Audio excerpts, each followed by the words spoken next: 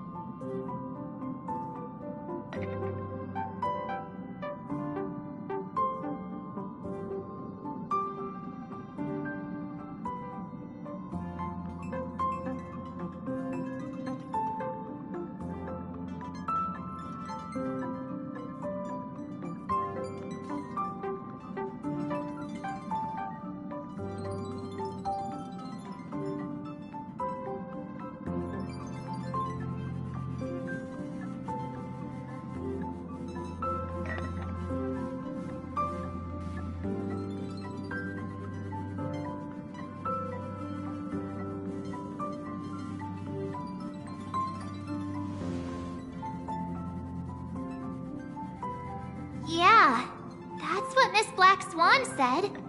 It's a world hidden away from outside observation, with a presence only revealed by the light from the mirror of the Garden of Recollection. It's mysterious, all right. You haven't been with us on the Express very long.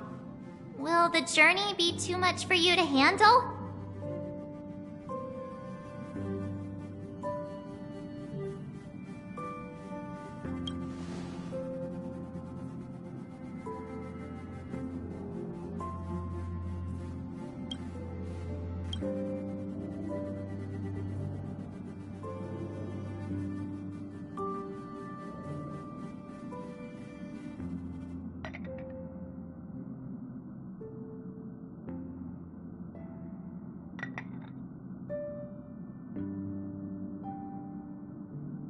We should consider Pom-Pom's opinion, too. They don't know we're considering Amphorius as a destination.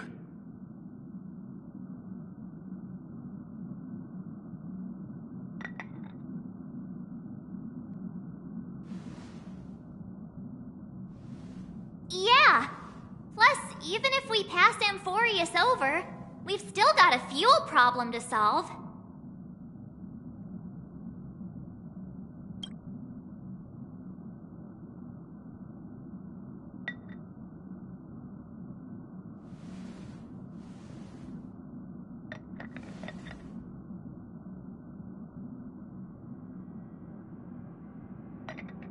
In other words, we won't be leaving Penacony anytime soon. Or we could also revisit our previous stops to make sure that the astral charts and navigation routes are all functioning fine. I wonder if the hole in the Tychean Stadium has been repaired.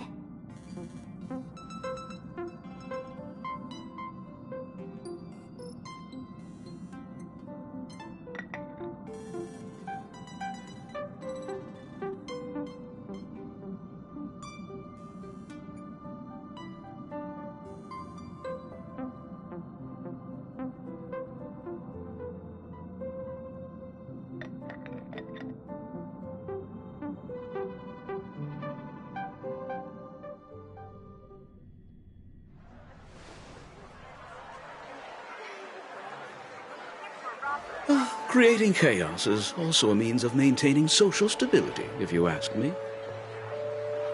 If you have the time for mindless gossip, you're probably better off spending it on getting actual work done. They say this is all part of ongoing investigations. But is there even any point to doing this? The threat's long been neutralized. They're just putting on a show.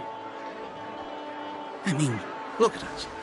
This sudden surge in inter-family cooperative efforts. It's nothing but a pretense for those outsiders, isn't it? Sounds like you've got insider intel. Now I'm curious. Are the stories going around true? Was the furor that broke out a while ago really a result of trouble within the Oak family? Those are some difficult questions. Didn't I just say that creating chaos is also a means to maintaining social stability? Now, who knows who's been fanning the flames? But there are a dozen rumors going around out there, each one more outlandish than the last. Oh, I've heard those. Conspiracy theories about how the IPC had orchestrated everything and... what was it again? That the chaos was only quelled because of an accident? Makes no sense. So what's the lowdown? Oh, the truth has probably been long buried under all the hearsay. All I can say for sure is that someone's taken the rap for it. You mean the former Oak family head? Bingo. Most of the blame was pinned on him when the Charmony Festival was abruptly cancelled. Since then, not a single soul's seen him. Heck, forget his whereabouts. Nobody even knows if he's still alive.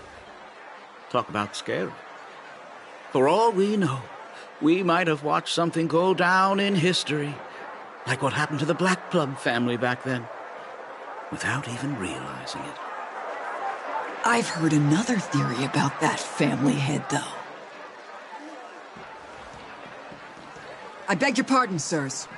Dreamweavers are carrying out inspections on the routes around here, and all affected facilities have been closed off. Kindly take a detour in the meantime.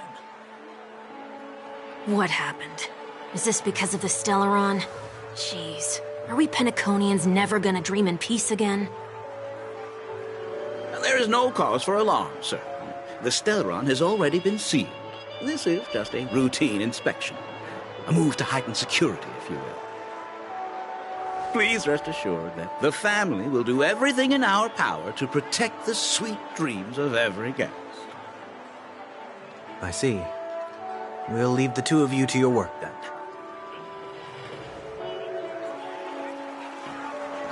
then. Excuse me, sir.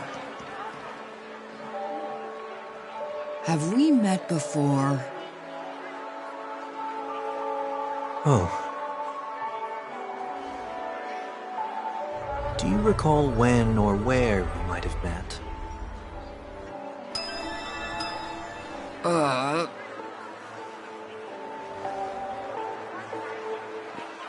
My bad. I must be mistaken. Sorry about that. Sweet dreams to both of you, sirs.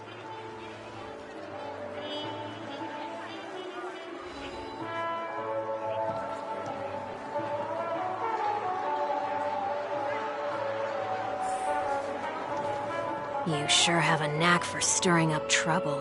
Of all the routes available, you had to take the one that Bloodhound's keeping watch over. We shouldn't run into any problems with you around. Even if they see through the Harmony's power of disguise, there'll be a way for us to escape. Spare a thought for me, will you?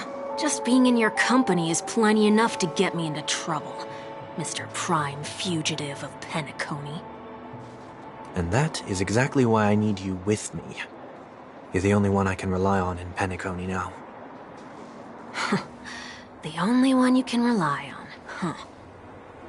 What about her?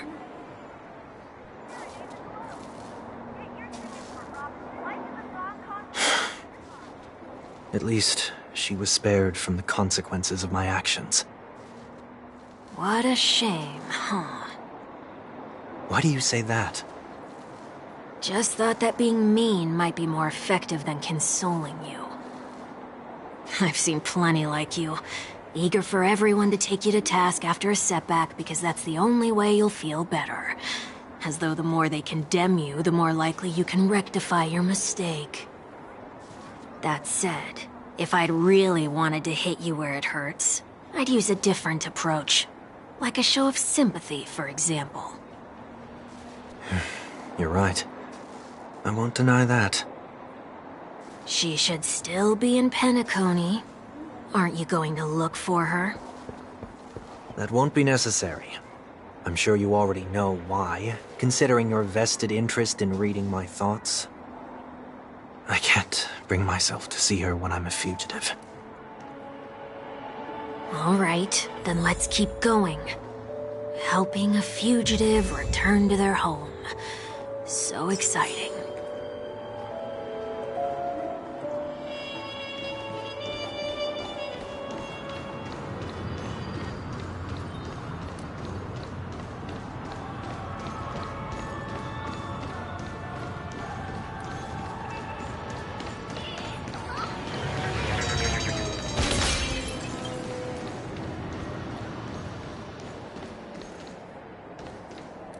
I see 2 bloodhounds. They appear to be on official business, unlike the pair from earlier. What's happening at Ideen Park? Hey! Hey! In case you didn't notice, I can't see anything. My apologies. I forgot that you're not very tall. Remind me, why do I have to make this trip with you again? We've been through this. You're the only one I can turn to now. Besides, we once lived a cat-and-dog existence. Embroiling you in my affairs won't weigh on my conscience. You certainly don't have much of one if you can bring yourself to say something like that. Yet you will repay this favor all the same. After all, you're only alive today because of me. You owe me that much. Holy moly! Can you get any more conceited? When you were abandoned in the wild and near your end, I showed you a way to survive and helped you escape the jaws of death. When you were at your wit's end and felt lost about your future, I did everything within my power to help you safeguard your position in the family. Okay, I get it already. You have a way with words, I'll give you that. Still, it's one thing to repay a favor, quite another to knowingly put myself in harm's way. I don't understand. Why are you hell-bent on going back to Penacony? Is this an IPC mission? Did they make you a deal? You can have your freedom back, but in return you must turn against all whom you once called family or something like that? Regrettably, Lady Bonajade didn't drop so much as a hint about it. Go now. You are free, O Chosen One, who dare to exceed his bounds. Sever your wings, descend to the mortal realm, and walk their lands. See what this world is truly like. I will not accept your charity. As I mentioned earlier, it's a trade, and you don't have to give me an answer right now. Rewards are not reaped in a day, and if there's one thing I'm best at, it's waiting. The sweet dream still continues, and the night is still long. You have plenty of time to contemplate your answer. She only left me with a most intriguing message before setting me free. As for whether I can afford the price of my freedom, I'll only know when I find out what it is. But nothing good ever comes out of being in the IPC's debt. I'll cross that bridge when I get to it. For now, there's still some time before that payment is due, so why not exercise the right to freedom that I've just regained? By walking straight into a trap? Or by making amends for past deeds. When it's time to go, this will be farewell for good. So, before I leave Penacony, I'd like to take some time to look back on all the events that have taken place. Can't you just look back on it from a distance? There's something else I want to do, too. The embryo of philosophy may have fallen, but the order in Penacony wasn't built in a day. This sweet dream is likely to still contain residual traces of the Oak family's influence. Get off your high horse. The other 4 families are more than capable of working things out on their own. I might have gone astray, but others shouldn't have to clean up after my mistakes. then you should also know that the IPC isn't gonna help you a second time. If you fall into the family's hands again, you're done for. You know how it is. Old habits die hard. The tie should be on the center line. The shirt must not protrude from the vest. Trouser creases should be perfectly straight and always aligned with the tips of your shoes. We should always ensure that everything is in order before walking out the door. The same applies when bidding my home farewell, too. But what has Ideen Park got to do with you? Don't tell me that the Founder's one of your disguises. I'm not that old. Oh, come on. Take a joke, will ya?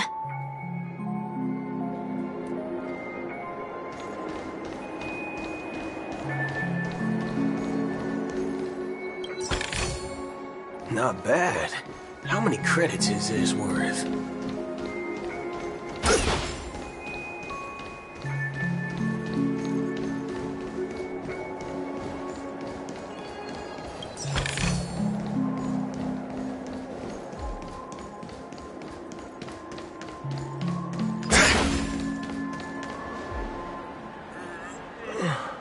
Sorry, but park facilities are out of order.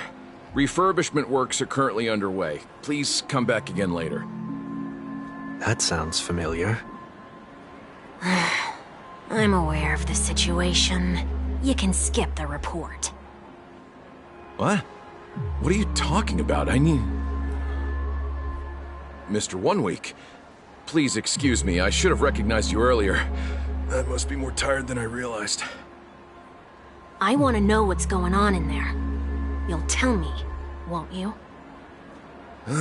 There's nothing much to say, actually. We Bloodhounds are just as baffled as you are. My guess is that it's simply part of the aftermath of the Stellaron incident. Aftermath? You are? Renowned workaholic, Mr. Workday.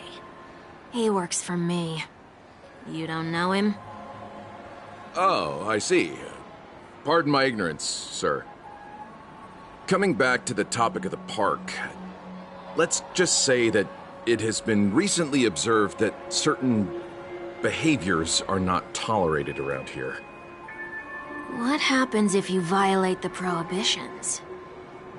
It's baffling, but corrective measures will be taken. It's kind of difficult to explain. Maybe you'd like to see for yourself? Yeah, that works. Can you keep watch over the entrance? We'll go in and have a look for ourselves.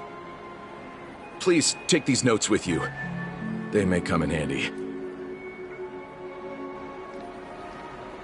You shouldn't have said that just now. It'll only make us look suspicious. Said what? Mr. Workday? I was just telling the truth.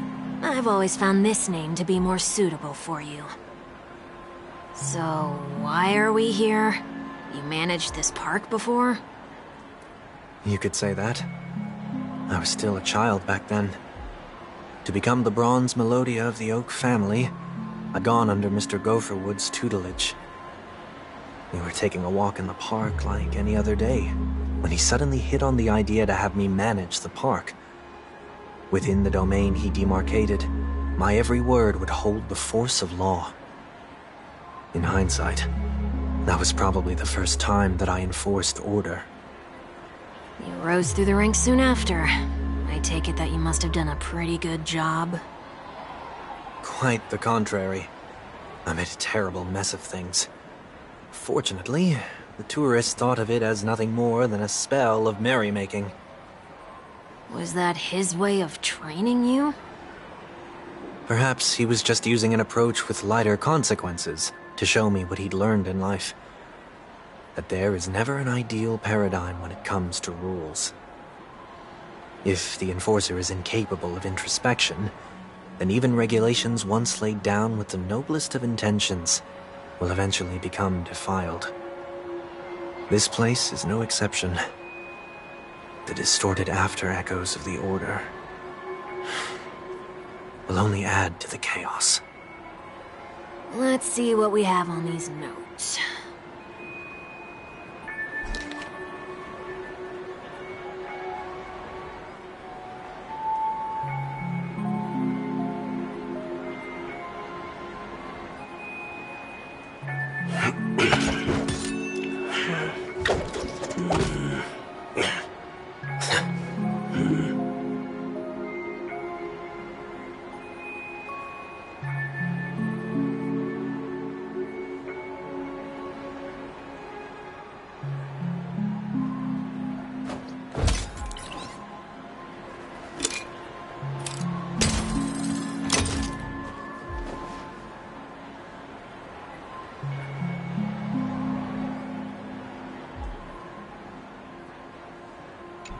No consumption of food except for burgers. What?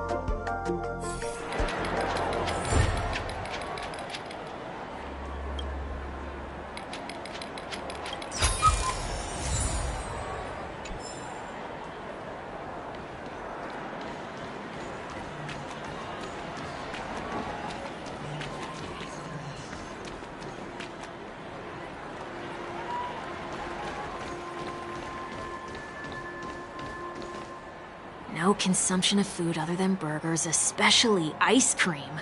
Please tell me you didn't make this rule. I have nothing against desserts. The only reason I made that rule is so that people can learn to wait in line in an orderly manner for things, instead of shoving and jostling people around. What happens if I break the rule? It's as the Bloodhound said. Corrective measures will be enforced. Huh. Try me. Wait, don't...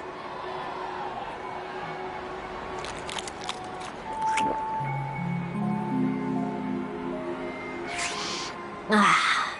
Huh. So, where are those corrective measures? That's odd. Didn't I tell ya?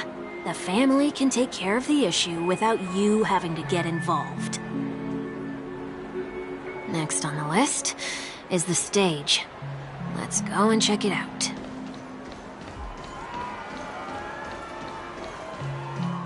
Only cast and crew members are allowed on the stage. A surprisingly reasonable rule. And an easy one to test. Neither of us is part of the cast or a crew member. Let's try it out.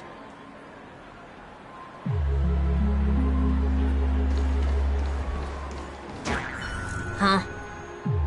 Let's try that again.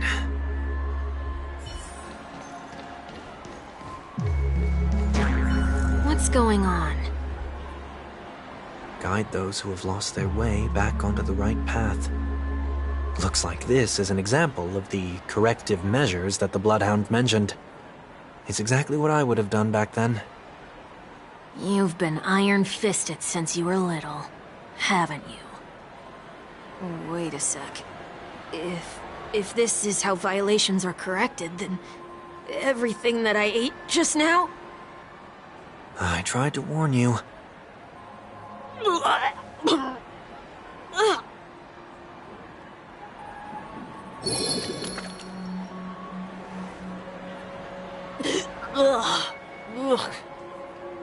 How do you feel? Now? I'm feeling murderous. In any case, say what you will, but I can't sit by and do nothing.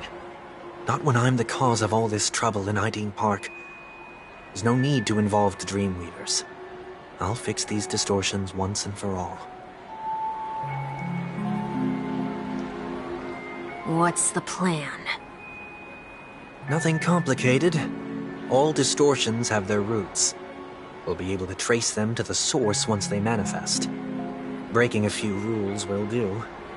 We just need to make sure that the corrective measures that will be implemented aren't too much for us to handle. When a distorted After Echo manifests to correct us, I'll be able to pinpoint its whereabouts. Then, I'll use the power of tuning to heal the dreamscape. So, can I take it that rules are meant to be broken now?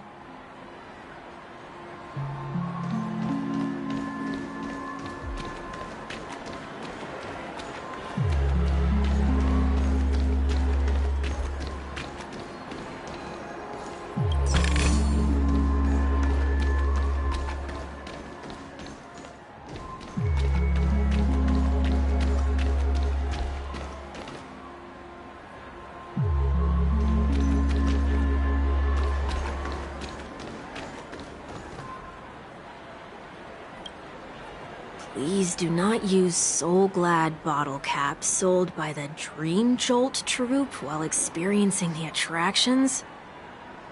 The Dream Jolt troupe, where? Are they hiding or something?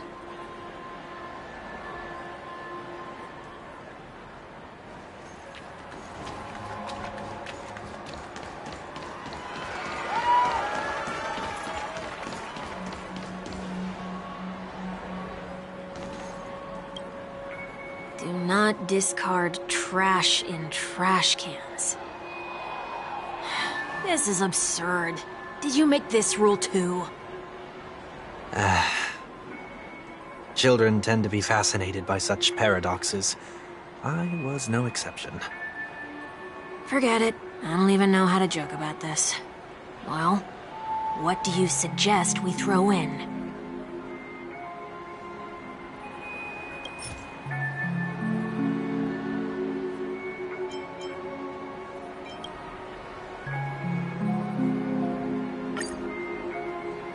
Something's happening.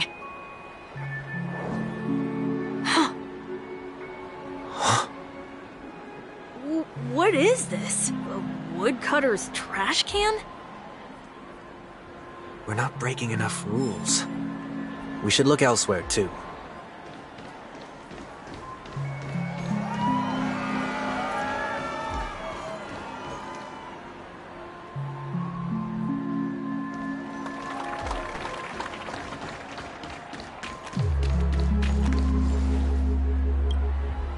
Please do not use the Dream Jolt troupe wing.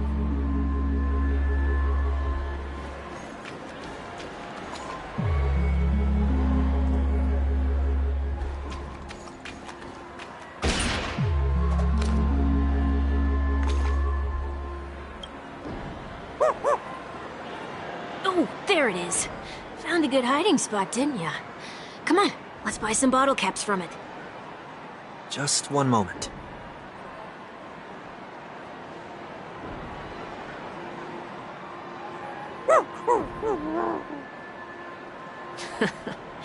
Let me translate that for you. Who are you trying to pay with your spare change?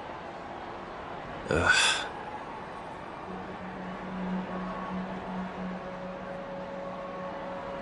I'm afraid you're going to have to handle this if it isn't enough. Handle this? Handle what? Wait, is that really all you've got on you? May I remind you that I am currently on the run?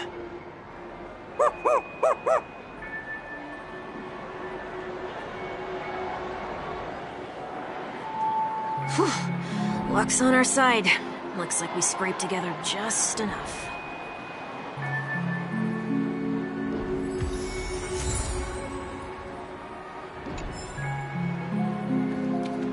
Shall we give this capsule machine a try and see what happens?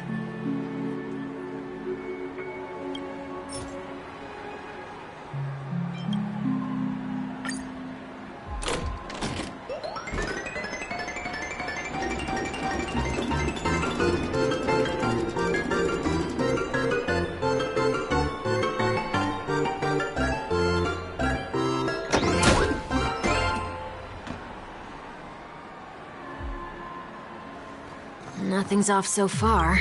Maybe we should open the capsule?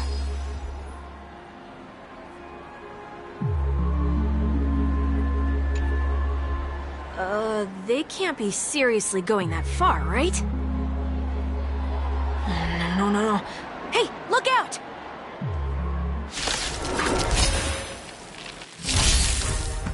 Too little. Grace, let's duel! Your end approaches.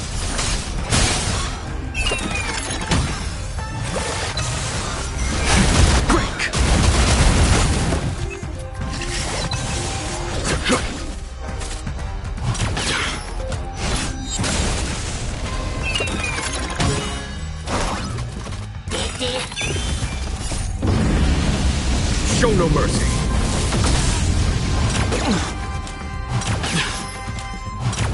Was that it? Bring it on!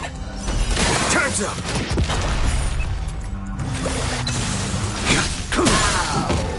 Failed to set you.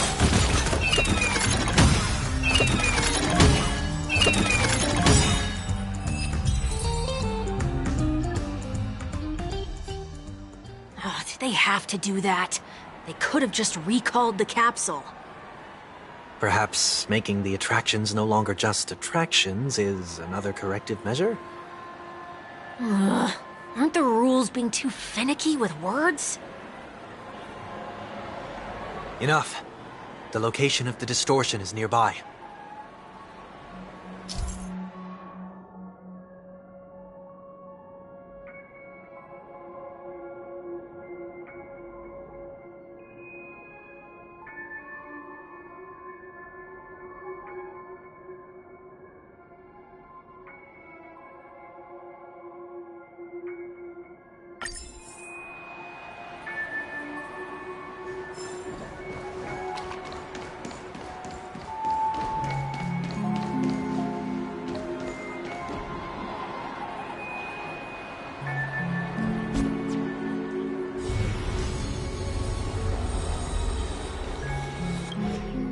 Oh, there it is.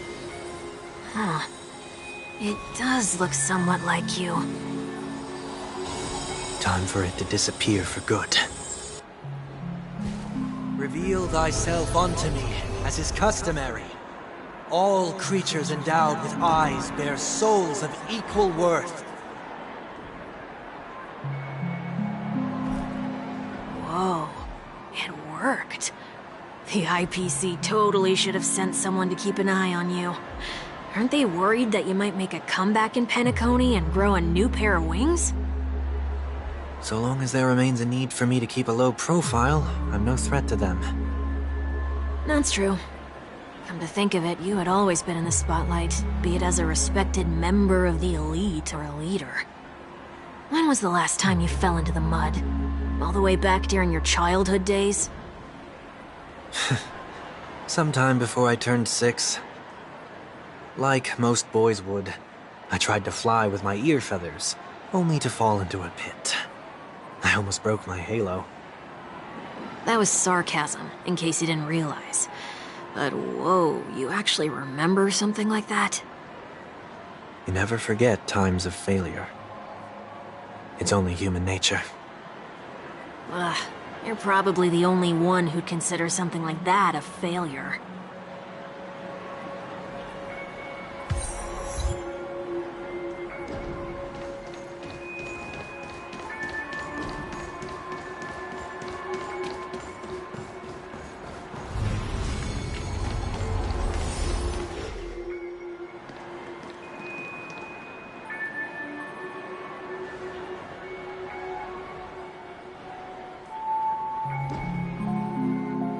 What is it this time?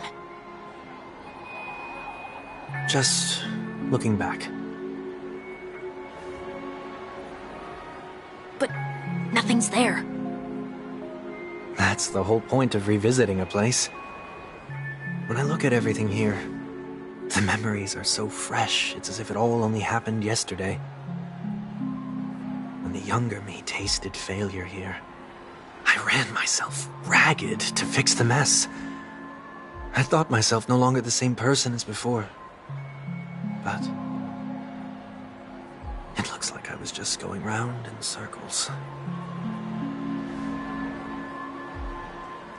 I'm glad for this chance to look back on my past in this way. Come now. We should go. This will be a long farewell.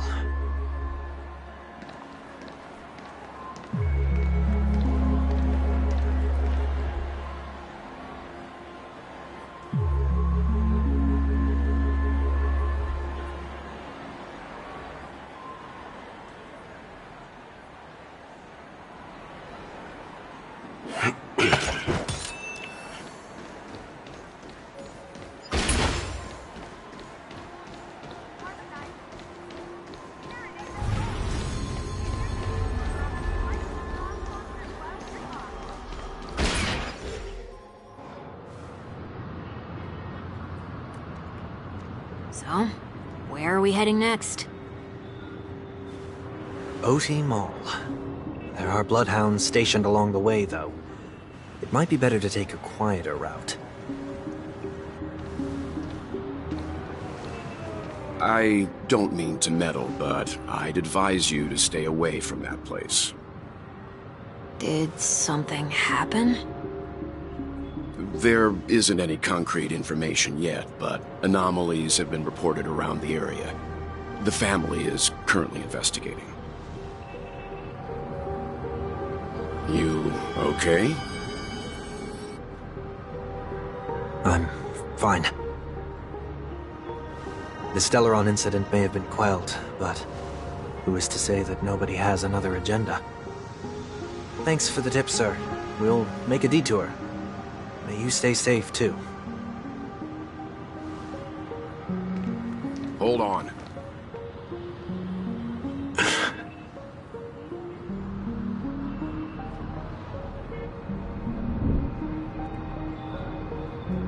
Sweet Dreams are technically safe, but it would be wise to look out for oncoming vehicles.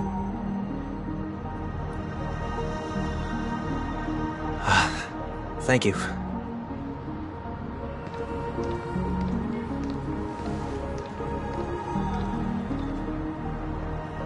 Whew, that was no ordinary passerby.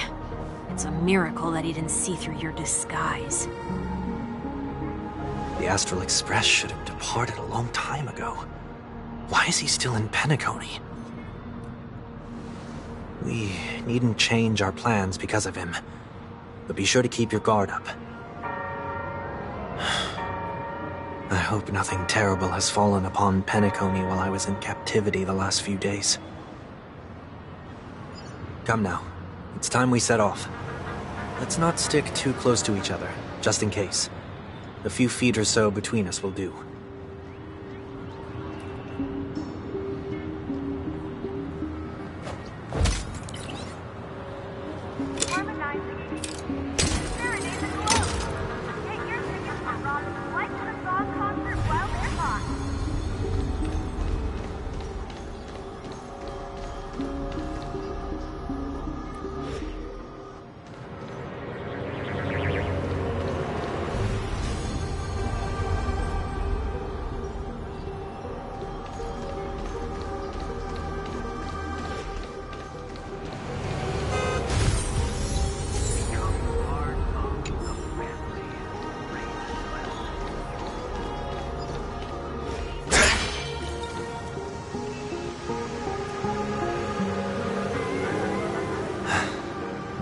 Seems I let my wishful thinking get the best of me.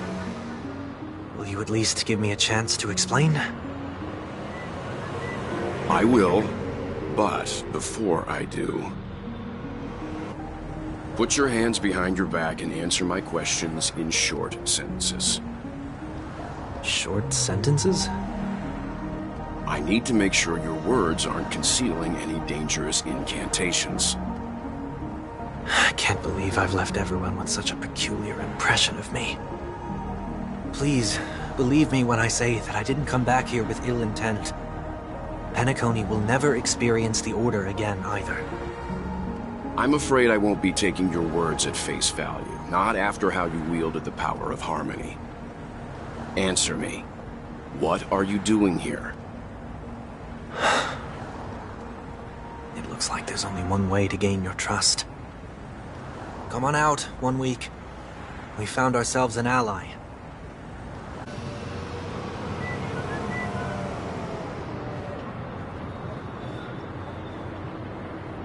So, it was the IPC that freed you. My sister has likely made an agreement of some sort with them. As for how I'm able to move around freely in Penacony, I have 1 week to thank for that. As you can see, I've only returned to my home to bid it farewell. Would you be kind enough to give me a chance to say goodbye, so that I may leave without regrets? Agreed. But, until you leave Penacony for good, you're to stay by my side. You have my gratitude. I left my home in a hurry, too. I know how it feels. That said, I can't make this call by myself. My companions need to know about this, too. The Astral Express crew is in Penacony, too? Come with me. We'll go find them. You come along, too. Okay. boy, this is gonna be a party.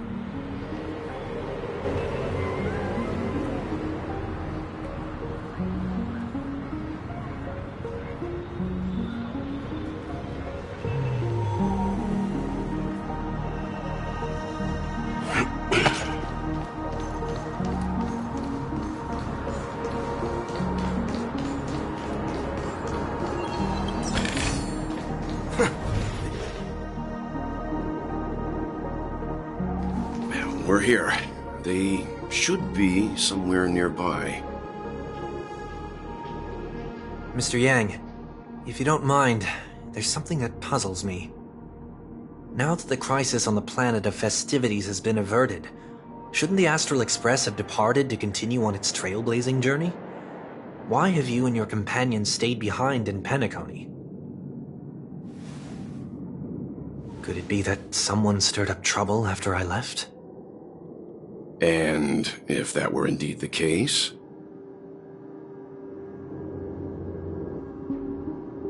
I doubt I'm in any position to be proposing ideas, but I'm happy to defer to the Nameless and aid with any plans you may have. There's no need to worry. All is well in Penacony.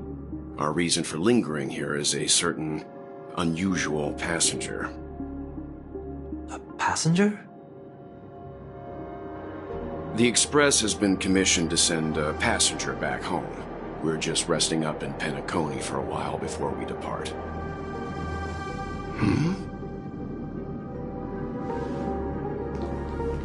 By passenger, do you mean this lady here?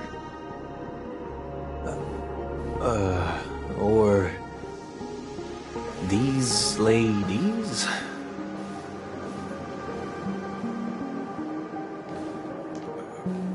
This... how? You're finally here, Mr. Yang. We have a huge problem.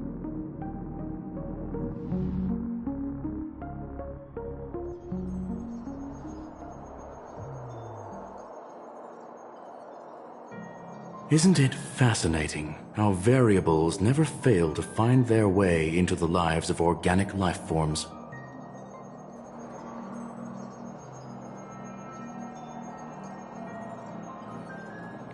I have no interest in the Harmony's celebration, so it's only natural for me to turn down the invitation. But it looks like my decision also cost me the front row seat to all of your exciting adventures. Conclusion: there is likewise a downside to pursuing reason.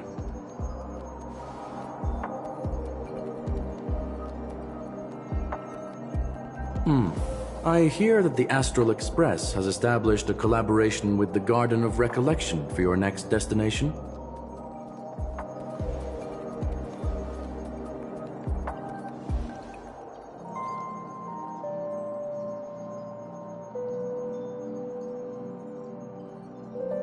Could there be more to it?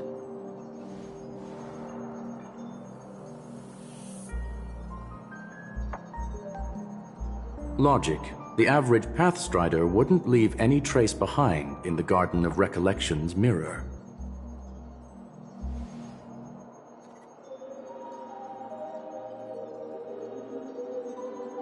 It's a pity we do not communicate much within the Society. Not to mention we've lost most of our members to the Lord of Silence. I have never heard of Amphorius, however.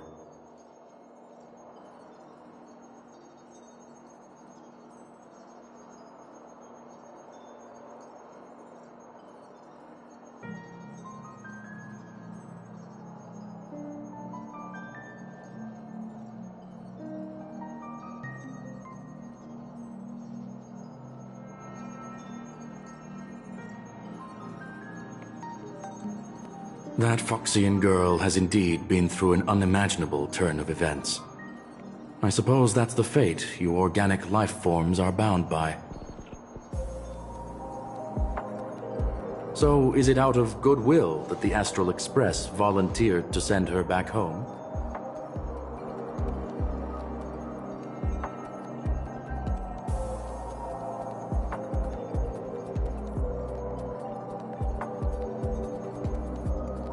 Looks like this is one exceptional passenger. Don't you have to accompany her then, Miss Himiko?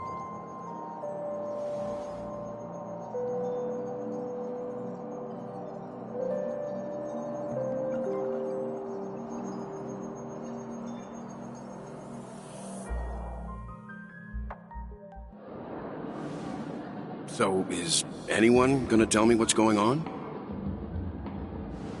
March? Oh, about that. Why don't you ask him instead?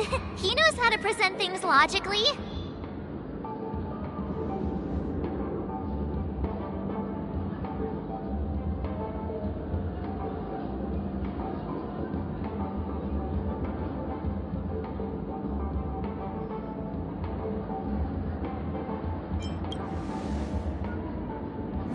Not now. Of all times. Forget it. I'll tell you. We walked around with Miss Ting-Yun for a while after separating from the rest. But then we ran into something weird. Did something happen in the dreamscape? Actually, it's more like it was someone's fault. We met a Pepeshi filming a Try Not to Laugh challenge, and he gave us some of his candy. A type of candy that's supposed to make you fall over laughing. So that sort of try not to laugh challenge. I didn't really want to do it, but he insisted on us giving it a shot. That's how we got into this problem. What happened?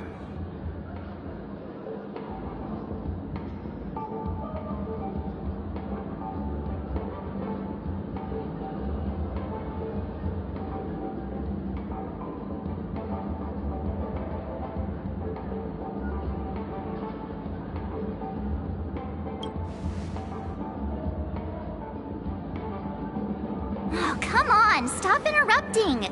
So, we had some candy, and we're so happy we rolled around on the ground for a bit before standing up. But once we did, we realized Miss Ting-Yun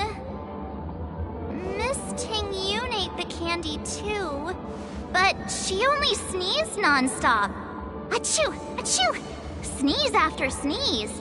And before we knew it, she multiplied into several Ting-Yuns right in front of us. What's your take on this? The dreamscape is a Memoria world.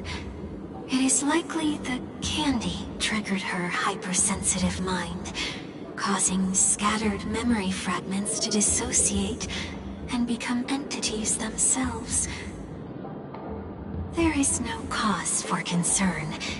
We've experienced similar incidents from time to time in the sweet dream.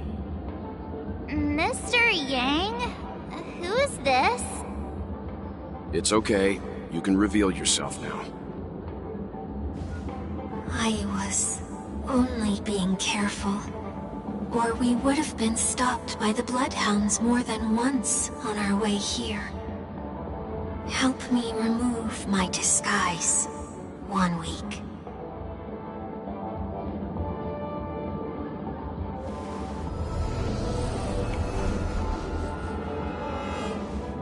It's been a while, everyone. You! What's going on?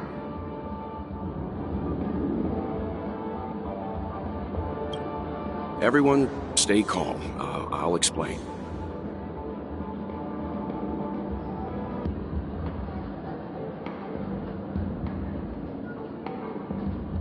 I believe that at this point, Sunday has no reason to be dishonest. But to prevent any unforeseen complications, I'll be accompanying him everywhere he goes until he leaves Penacony.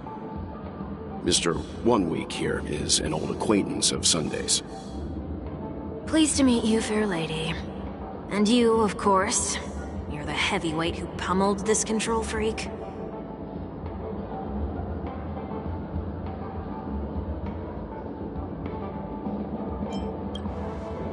The surprises just keep pouring in. First there was Miss Acheron, and then Miss Ting-Yun.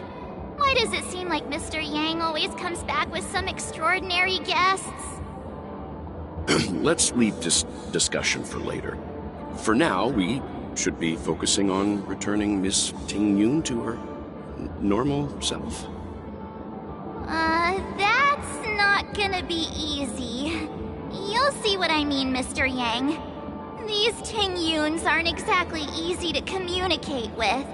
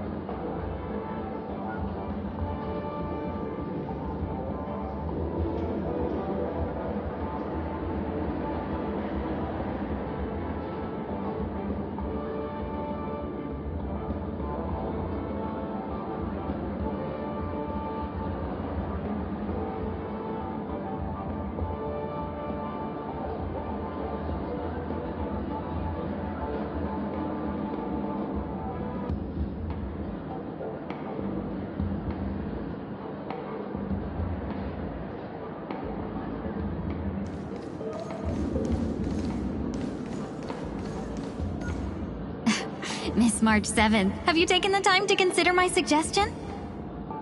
Your suggestion? Oh, wait. Which Miss Ting Yun are you again? It's me! I'm the one who wants every Ting Yun to come together to form the Ting Yun Merchant Guild. How often do you get the chance to work with yourself? Just imagine how in sync we'll be with one another. We're bound to thrive and prosper. I know, we can't leave the dreamscape to trade with the outside world, so that's where you come in, Miss March 7th. Your wits surpass many others, making you the perfect person to handle liaison negotiations on our behalf. I guess I can consider it. I hope everything goes smoothly for your guild. There. Now do you see what I mean, Mr. Yang? There does appear to be an element of her talking to herself.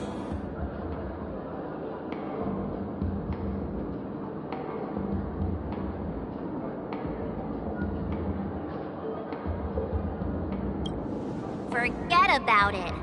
How are you gonna clone your bat? Mr. Yang mentioned the Express's next voyage is to send a passenger back home. Could this lady be from the Xianzhou Alliance? Yes, more specifically, the Xianzhou Luofu. The Luofu? Didn't the Antimatter Legion launch an ambush on the Luofu some time ago? Was she one of the few survivors? Quite the contrary. She might have been the person closest to the eye of the storm. Looks like there's a lot more to this story. Story for another time. As host of the Dreamscape, do you have any suggestions for fixing this problem? I don't have much to go on now. Perhaps we should talk to the other Miss Ting-Yuns here.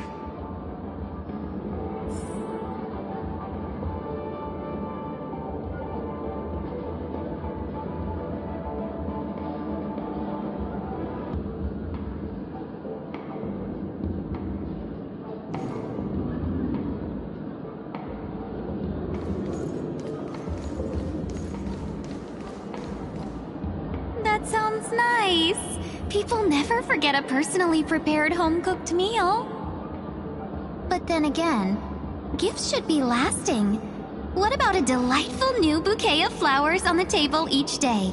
Wouldn't they do a better job at brightening up someone's day? That sounds like a good idea. If we really want to do this right, though, it's the thought behind the gift that truly matters. The more thought goes into the gift, the better the recipient feels it. She makes a valid point, too. You sure have a way of not offending anyone. These three Ting-Yuns don't look like they'll be reaching a conclusion anytime soon. We won't be able to get a word in. So, what do you think, Sonny? Let's try a different name, my dear friend. Oh, don't we sound chummier that way? I took a leaf out of this Foxian girl's book. The problem with Miss Ting-Yun is just as I suspected before. That prank shattered her into notes that are each a part of her. In other words, it means the Ting-Yuns we see here are all different aspects of her psyche. Okay.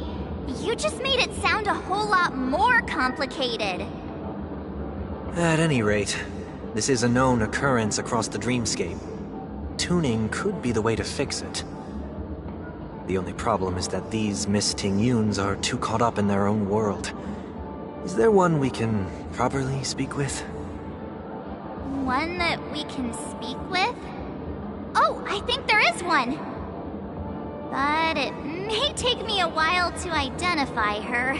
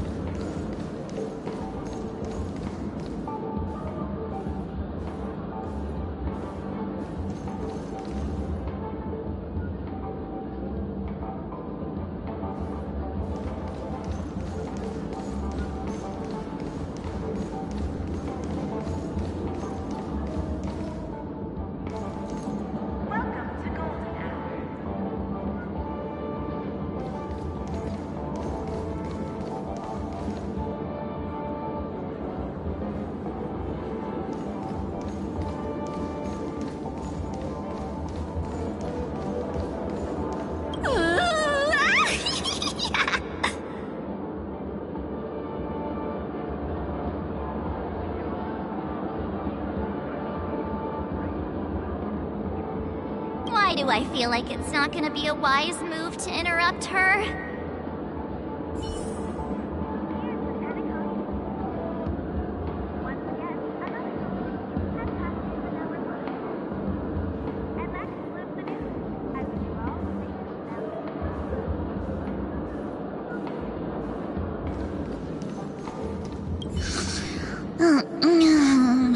I'm walking on the street and what a weird dream. Ugh, this Miss Ting-Yun looks like she's sleepwalking. Nope, not her.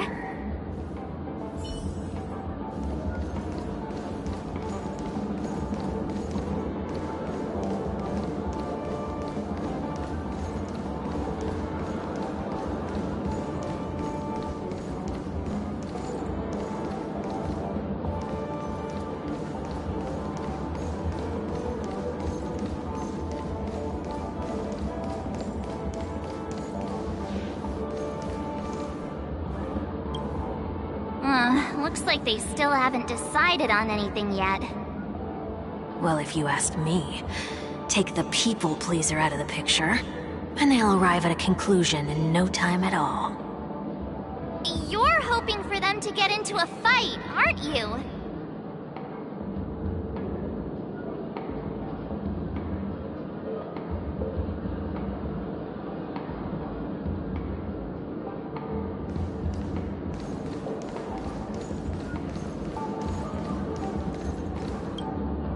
Oh, you're here again. So, what's your decision? I'm still deliberating. I'm so highly sought after that it's only right I give it careful consideration. Aha! I knew it! I always have an eye for talented people. No problem. Take your time.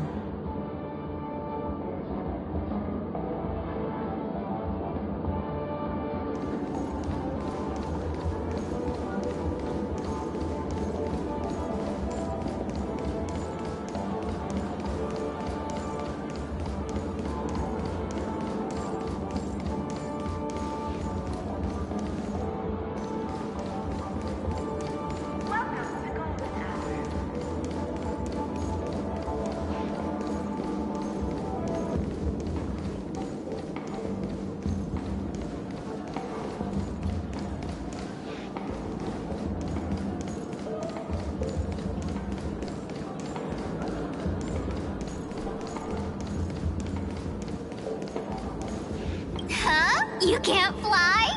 Why? I can. I can fly. A long, long time ago, a big girl flew with me really high into the sky. I'll take you next time. Pinky promise? Should we get someone to watch over her? Nah, I think she's perfectly fine on her own. The childlike innocence that adults have is a lot more resilient than you can imagine. Even if that's true, it doesn't apply to her.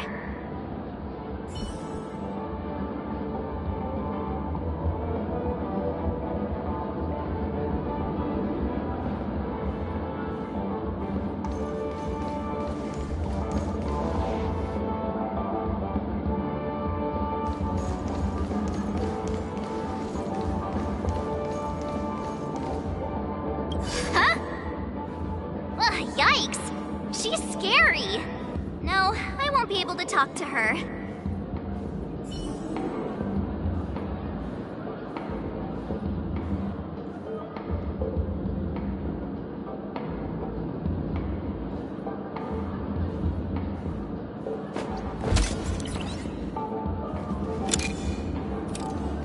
Oh, were you all looking for me?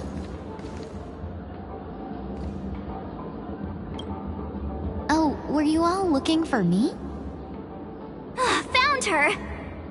If I remember correctly, this Miss Tingyun's trait is...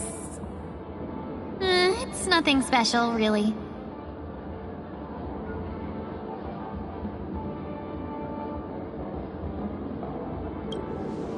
She ought to meet your one we can properly speak with requirement, right? Worth a try.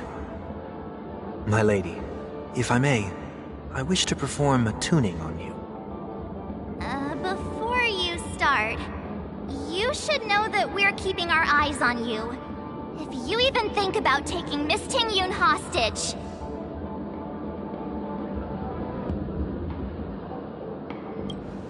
It is not my intention to provoke you. Perhaps, as assurance, we can have my friend here perform the task in my stead. 1 week has a higher mastery of the harmony than I do. That is true. If you still have concerns, you are also free to restrain me while he performs the tuning. There's no need for that. You're acting so... sincere. I'm actually surprised. Are you all right with this, Miss Tingyun? I go as the wind blows, so you may decide for me. Then kindly forgive our intrusion. Please do your best, 1 week.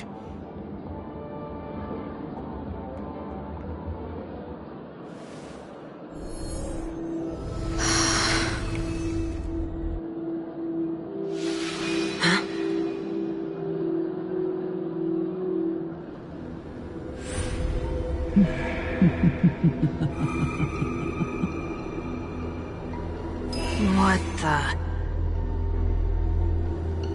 Did any of you hear a voice just now? A voice?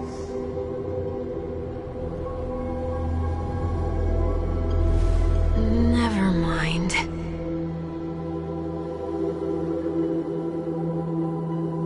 Look! It's working!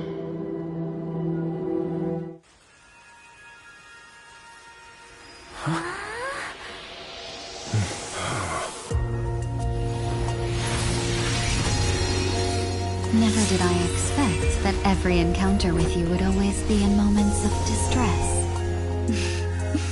Did I conduct myself improperly?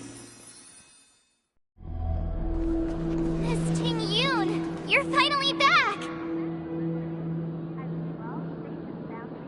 You may be small, but you're pretty amazing. Huh? What's wrong?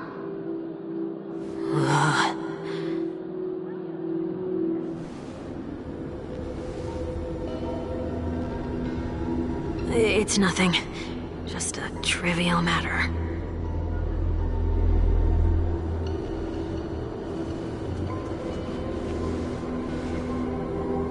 What do you sense? I should have let you handle it yourself. This girl is not as ordinary as she appears. I nearly died. Just now.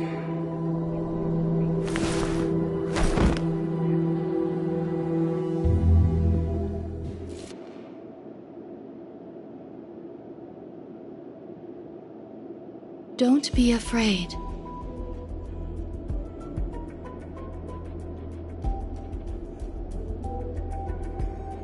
What is this place? No matter what you see, you only need to remember one thing. You're not alone.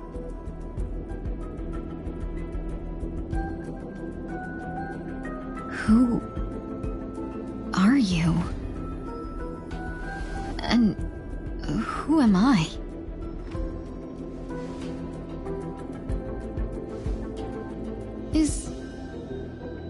Is that where I came from?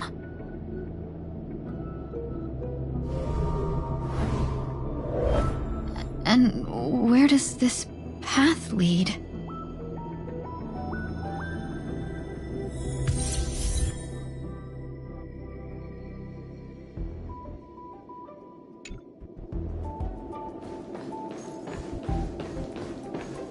That looks so familiar. Does she want to lead me somewhere?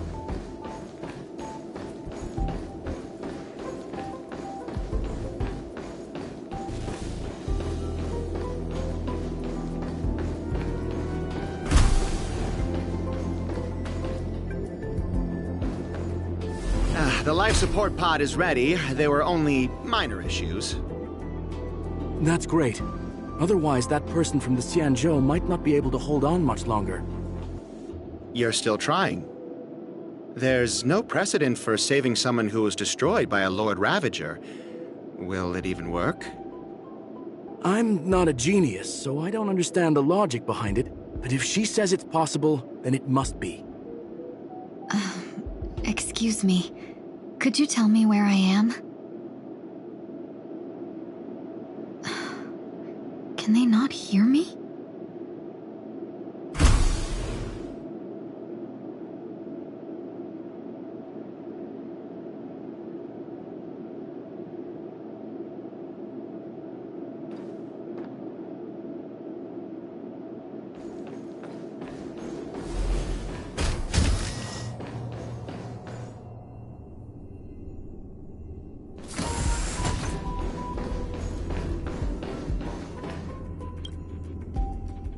This girl is...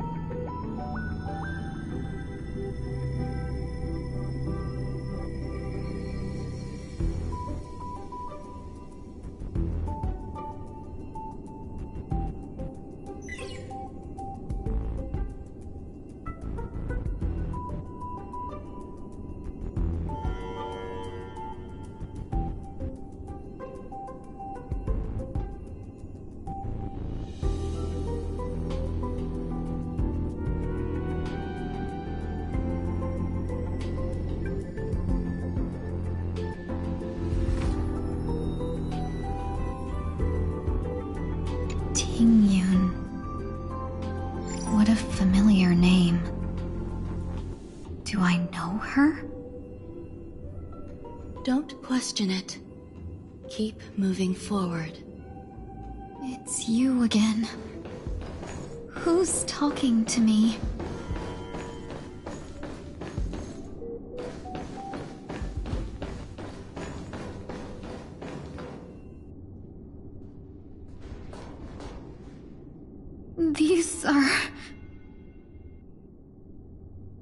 These are wounds left by the destruction. They have taken root within your body and cannot be removed.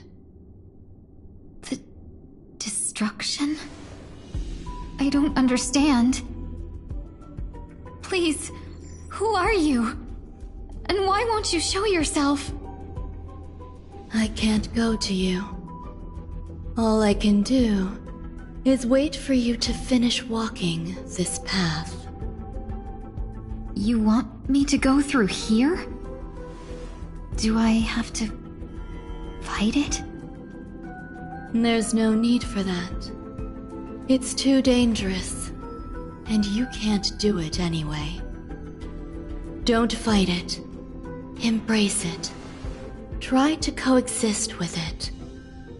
Think of it as feeling your own scars. My scars?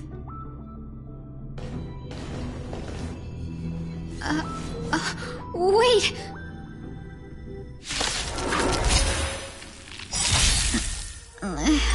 Is this called coexisting? Don't worry. As I said before, you're not alone.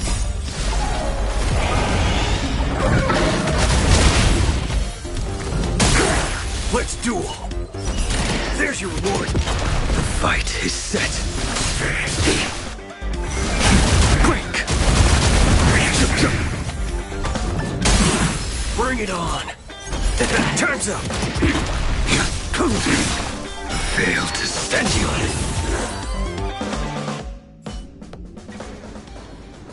How can it be? Why are there still so many of them?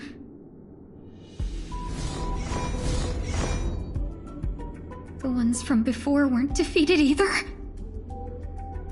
As I said before, you can't defeat them. No one can.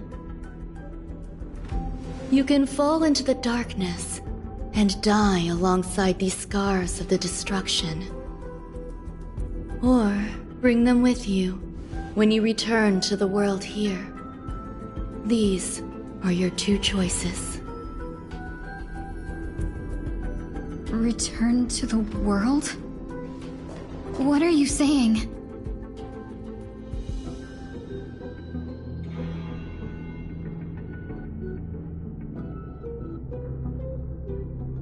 Oh, no wonder those two ignored me. Am I just a wandering spirit now? Close, but not quite. So, I'm trapped between life and death? Existing in a limbo? You can think of it that way. Based on what you said, even if I should wake up, these wounds that caused my death will remain on my body and never heal?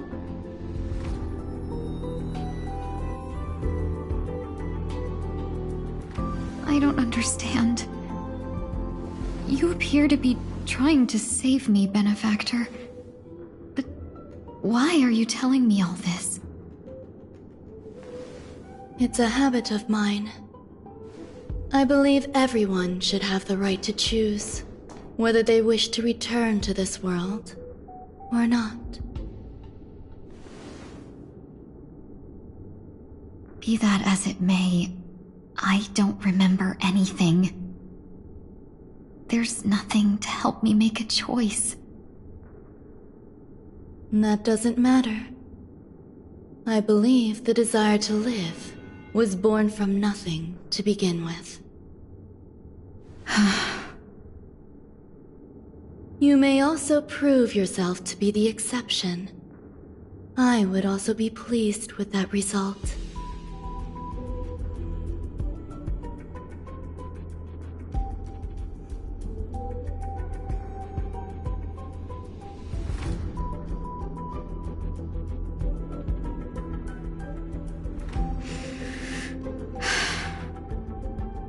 How troublesome.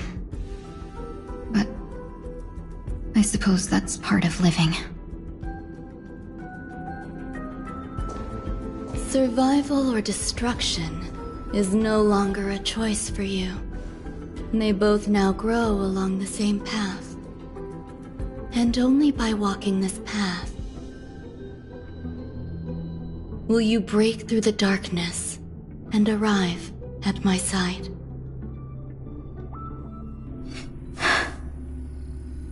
Feeling more awake?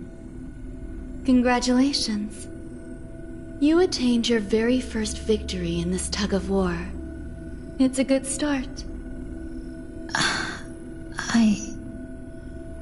This is... Let me explain. You were attacked by a Lord Ravager. By all rights, you should not have survived. But someone didn't agree with that assessment, and it just so happens I was able to fulfill his request. What about the other merchants? I don't know.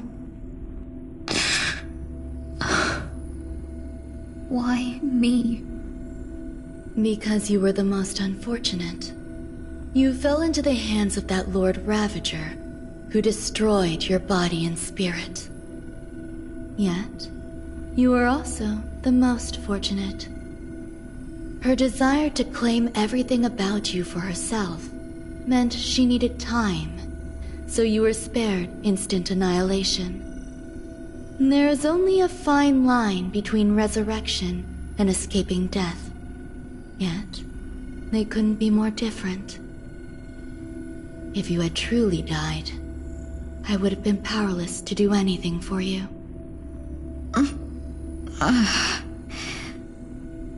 My body feels strange. I'm sorry. I can't let you regain your ability to feel just yet. You'd be in excruciating pain. Your body was contaminated by the destruction and suffered severe damage. As I said before, these wounds will stay with you for the rest of your life. To prevent its resurgence, I made some minor modifications to your body. Or more specifically, your tail. You'll have to learn to adapt to it. Unfortunately, the inescapable price of survival is often more adversity. Regardless, I'm grateful to you for saving my life. There's no need for that. This was merely a transaction. With this, the debt between the traveling merchant and me is clear. Who? Don't worry about it. You should sleep for a little longer. By the time you wake up, you won't remember any of these details. I'll arrange for someone to send you home. Which reminds me, you seem to have some dependable friends with close ties to you.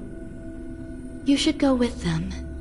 It can only help with your recovery to hear more about your past.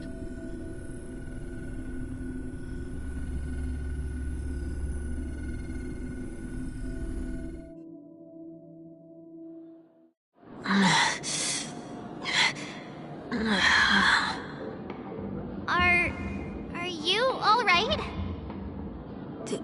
Did I pass out?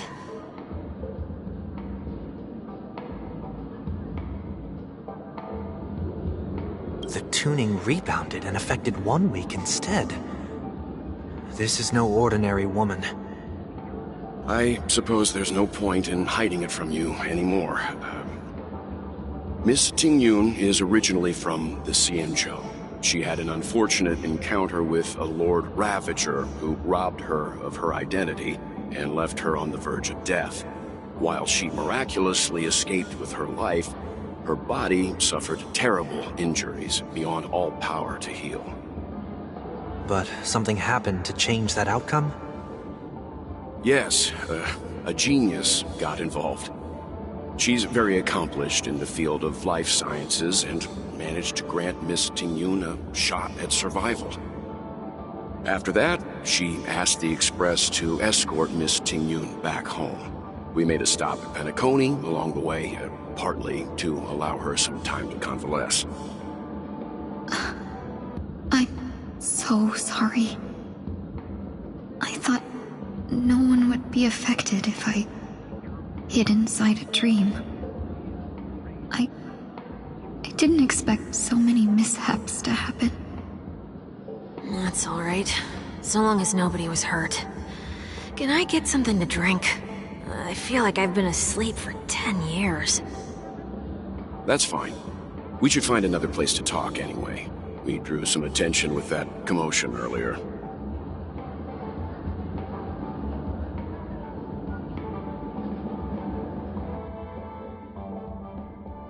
So glad again. I'm a local, you know. You'll have to make do. In any case, I must thank the both of you for your assistance. It was nothing. Now that the matter with Miss Ting-Yun is resolved, are we meeting your other two companions next? There's no need for that. Mr. 1 Week is in poor condition, so let's wrap up your farewells first. I'll leave Miss Ting-Yun in your hands. Huh? But, Mr. Yang, the messenger from the Xianzhou is almost here. You're not coming with us? I trust that you can handle it. Besides, Himiko will be there. She'll be able to handle any decisions should you run into any difficulties. Okay. We better hurry then. This is ridiculous! How come I keep bumping into colleagues?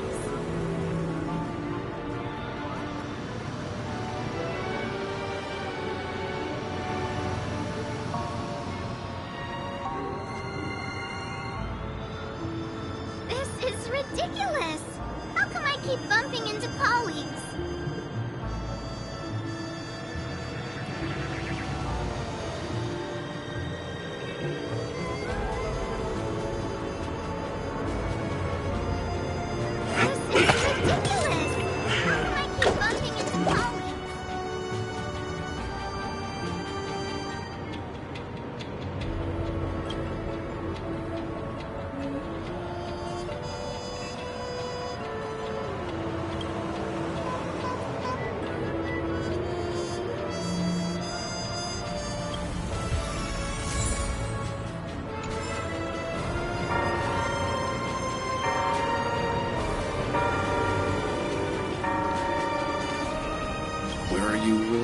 Planning to go next? Could you give me some time to think about it?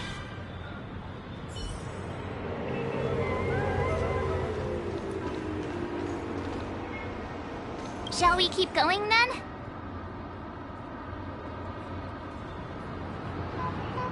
Did you forget already? Miss Ting-Yun is going back to the Alliance, so we're here to help her pick out souvenirs. I'm not too familiar with this planet. I'm worried an unscrupulous cutthroat merchant will try to take advantage of me. Luckily, the people I want to buy these gifts for are friends you already know on the Xianzhou. So I'll be counting on both your stakeholder intuitions for recommendations. As if a merchant could seriously take advantage of you. Oh, I already picked up a few gifts earlier. So that means there's only 3 more left to go. But we've already lost a lot of time. So we better not drag our feet.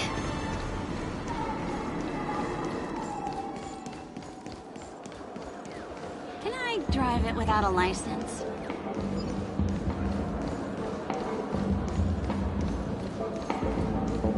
You've had quite a bit to drink. Sure you're okay?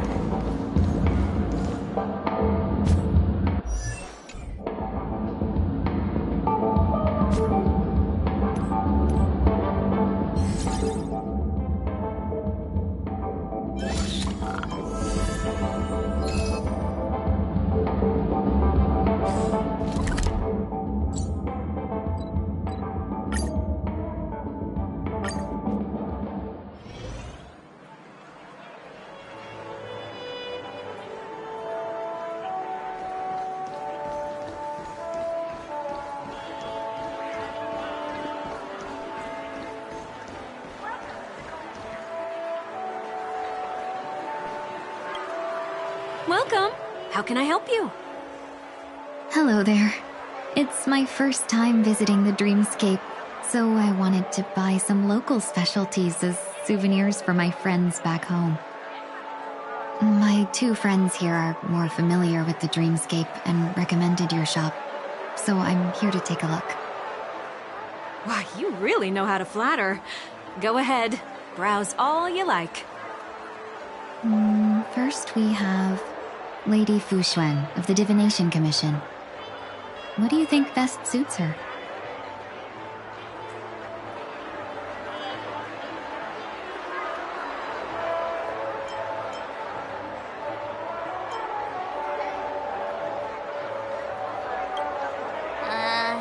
Did you pick that because of her third eye?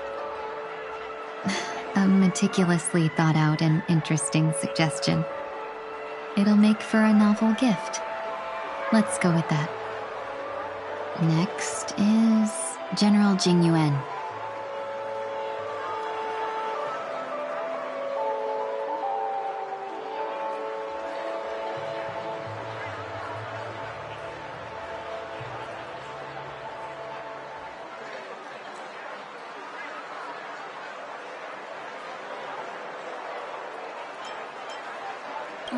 Seriously?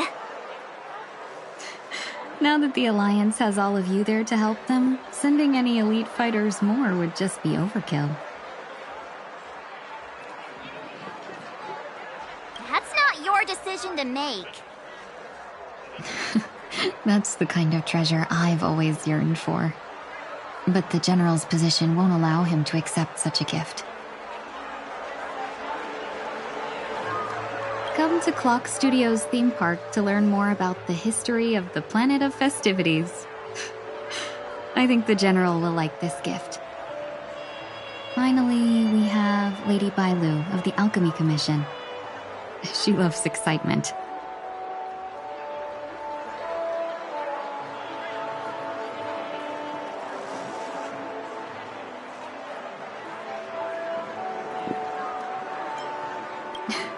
You carry yourself with such dignity and grace, but you still have the heart of a child. Lady Bailu loves these types of accessories. Let's go with your suggestion. That's all of them. Please wrap them up for me. Thanks to both your help, everything went smoother than I expected. And it looks like we still have some time to spare. Why don't we pay another visit to the Dreamscape sales store? You can find memory bubbles pretty much anywhere.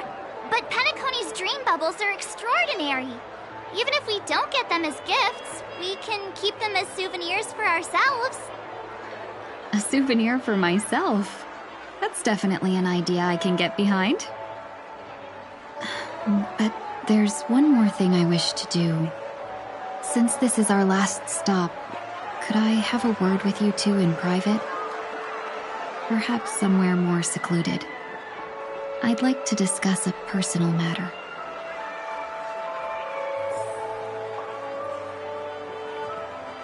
Everything you want, we have it all.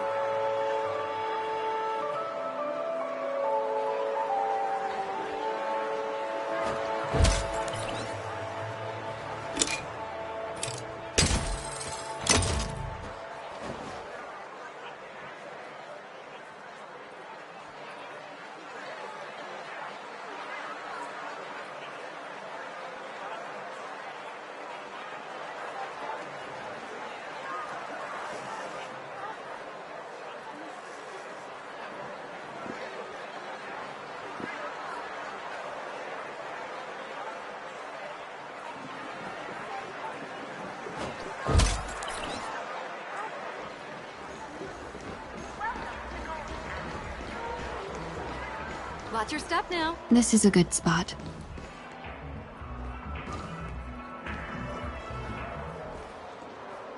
Miss Ting Yun? What's this about?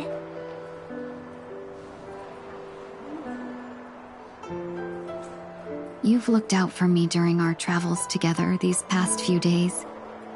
I'm truly grateful and can't thank you enough.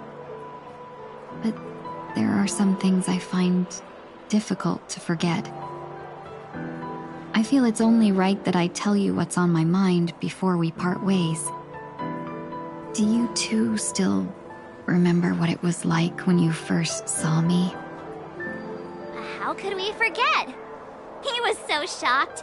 He was frozen in place when he shouted.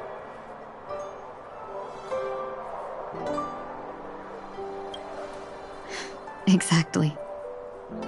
And that's precisely why I haven't been able to shake off this strange feeling in the days since I started traveling with you. When I asked for your names, I couldn't help but think that this first encounter was actually a long-awaited reunion for you. I've heard about what happened to you on the Xianzhou. And I've got to admit that Phantylia's disguise was so perfect, it was like another me tricking everyone. Yeah, we couldn't even tell when you were replaced by Phantylia. I figured it happened when we were after Kafka. You vanished for a while. I thought you must have come back as a double. But it was much earlier than that. That thought has me filled with sorrow. As if a piece of my life had been stolen away, and I had no part in it. That's what I've been puzzled about, too. I never actually saw how Phantylia managed to disguise herself as me. What was your impression of that Tingyun, if you recall?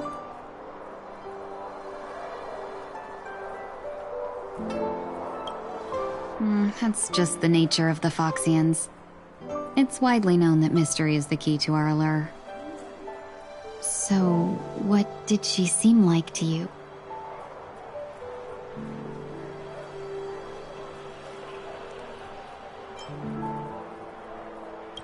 Oh, is that a compliment? I'm not sure if I'm deserving of that title. Was there anything particularly memorable?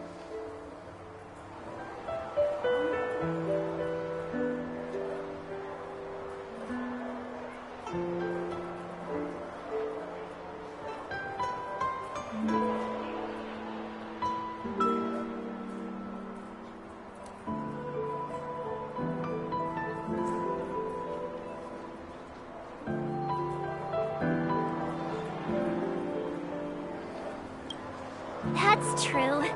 I'd love to learn how you do it. Now the final question. In your eyes, am I just like the Tingyun you remember?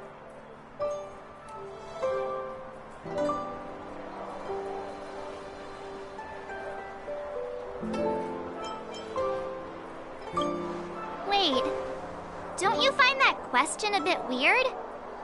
You're the real Tingyun. Why compare yourself to an imposter? Oh, Miss March, you might have the wrong idea. I'm just feeling a mix of regret and relief. Uh-huh. As a merchant, staying well-informed is crucial. It's only natural for me to stay updated on the events of the Luofu before I return. If I had rushed in and out back then, I wouldn't have been much help. Instead, I would have postponed the trip and sought assistance from allies, but in that case... we wouldn't have crossed paths. Exactly.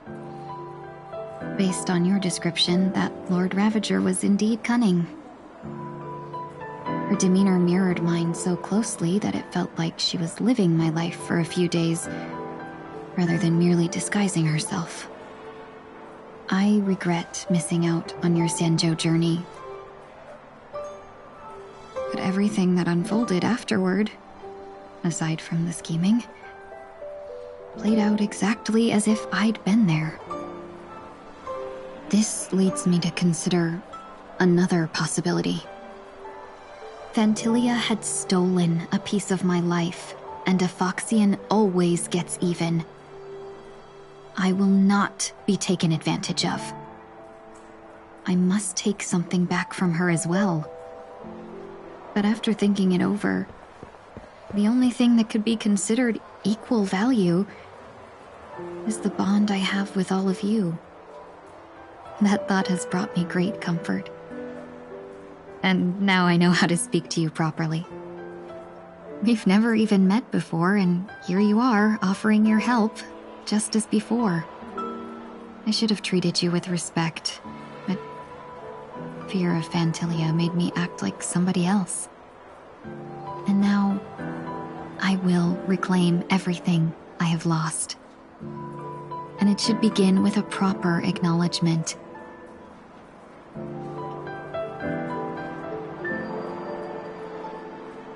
Dear benefactors, I extend my heartfelt gratitude to you.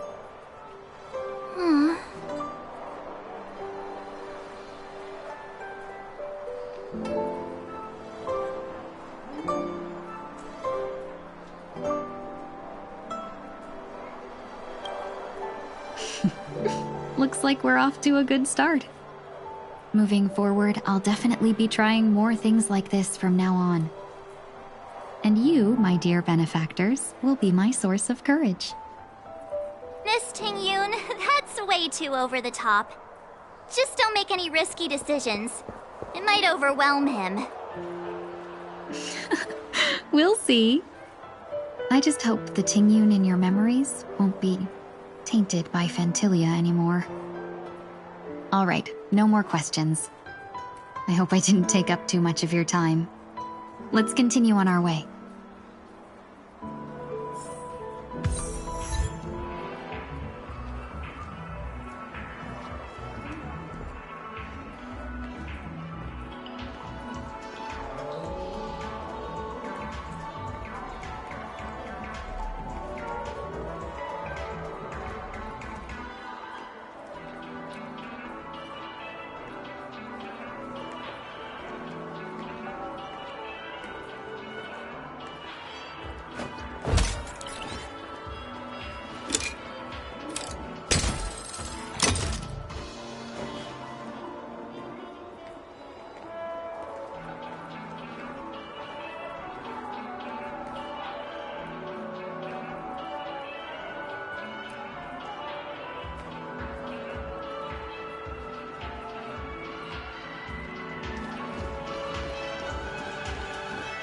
Dream about eons?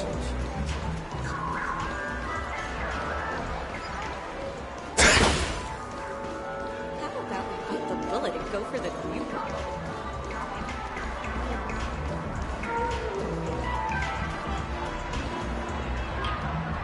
Welcome to the Dreamscape Sales Store.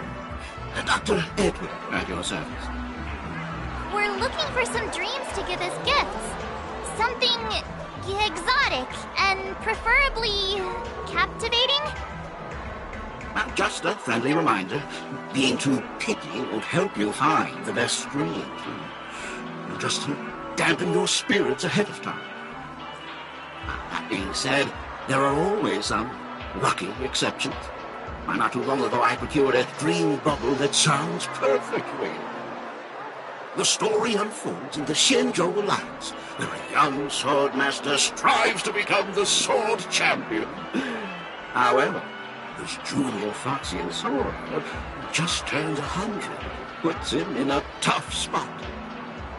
Why does that sound oddly familiar? Since I'm returning to the Xianzhou, I think it's better to choose something unrelated to the Alliance. Feel free to pick a few for me. I love customers like you. So easy to work. So easy to take advantage of, you mean? Just don't pick anything weird, okay? Oh, speaking of dreamscapes, I have a gift for you, my benefactors. After troubling you all this time, I couldn't leave without properly expressing my thanks. Here's a dream bubble for you. I hope you enjoy it. That's really nice of you. Here are the dream bubbles I prepared for you. Thank you for your business. Well, it looks like everything's finally in order.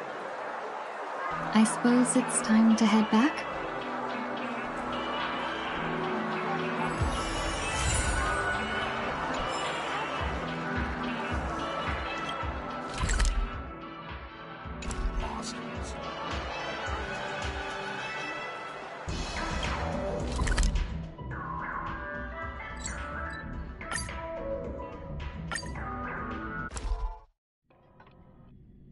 I can't believe it's time for Miss Ting Yun to leave. I'm not ready to say goodbye just yet.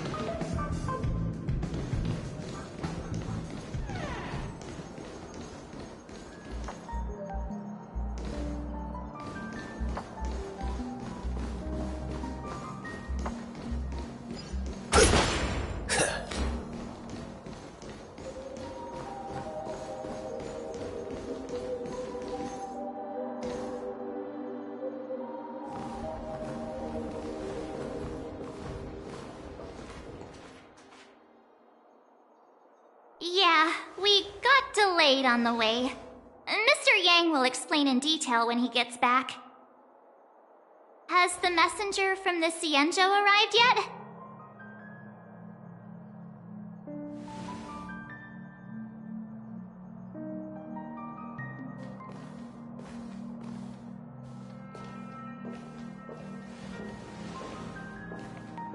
Long time no see, everyone.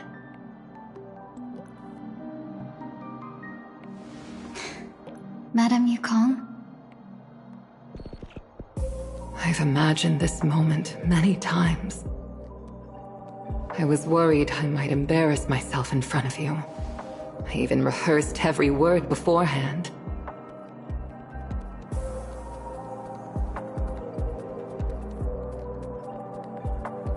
But now it seems it was unnecessary. Ting Yun, I'm here to take you home.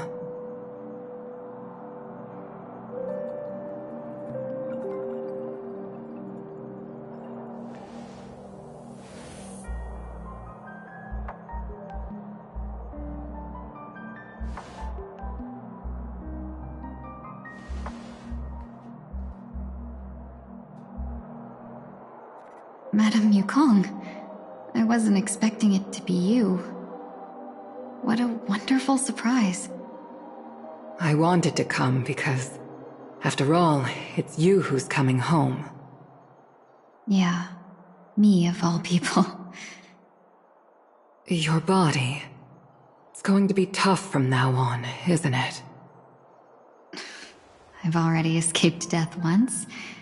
What more could I ask for? Also, it's not all bad. I might even beat you at arm wrestling now. You're still the same, carefree as always. I have a lot I'd like to tell you, but I'll save it for the road. It's a long journey back to the Luofu. Even if we can't completely rid you of the pain, there must be ways to alleviate it on the Xianzhou. I have no doubt. But since we're alone here, may I ask you one more thing? Do I really have to go back to the Luofu? Why? You don't want to? Despite Fantilia's ruthlessness, she spared me when I should have been eliminated. And why did Miss Ron May, who has no ties to the Xianzhou, go out of her way to save me? It seems as if I've become a pawn in someone else's game.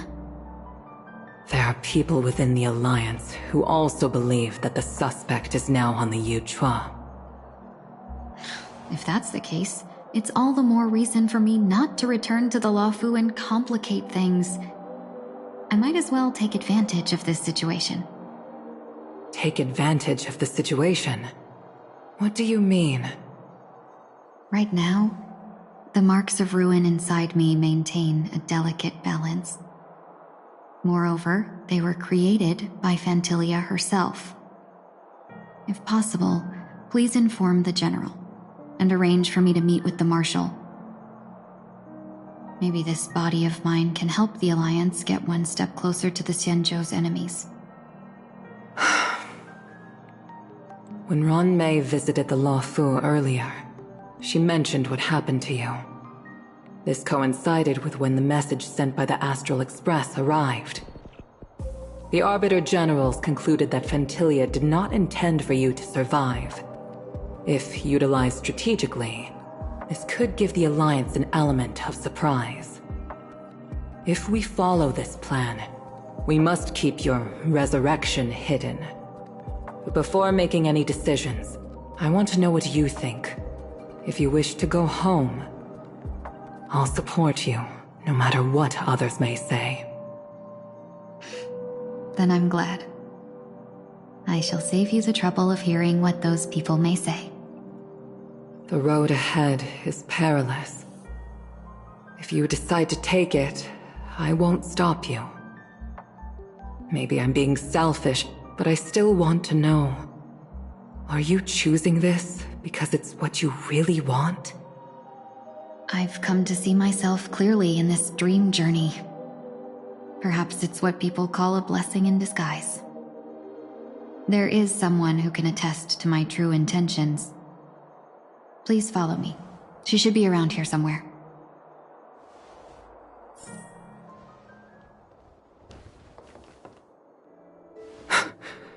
Is that...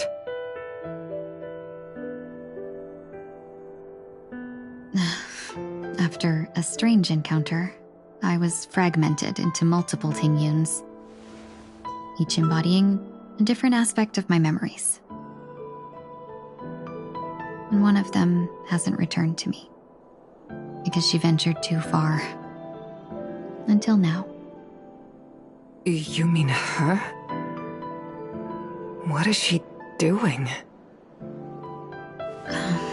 She's captivated by something that has deeply mesmerized me. As a fleeting emotion, she's no different from a newborn.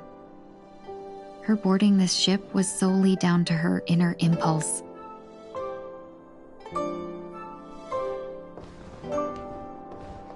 Madame Yukong, do you remember? Perhaps that was just an ordinary flight for you, but for a certain child, that was her first experience with the sky.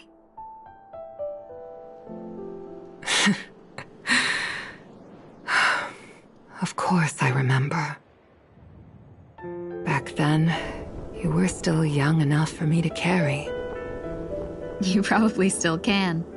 Want to give it a try? I'm afraid you'd be too heavy for me now. Just kidding. I remember you kept begging me to take you to the Star Skiff, and even dreamed of becoming a pilot. But once you were airborne, you were so nervous that you clung to others for dear life.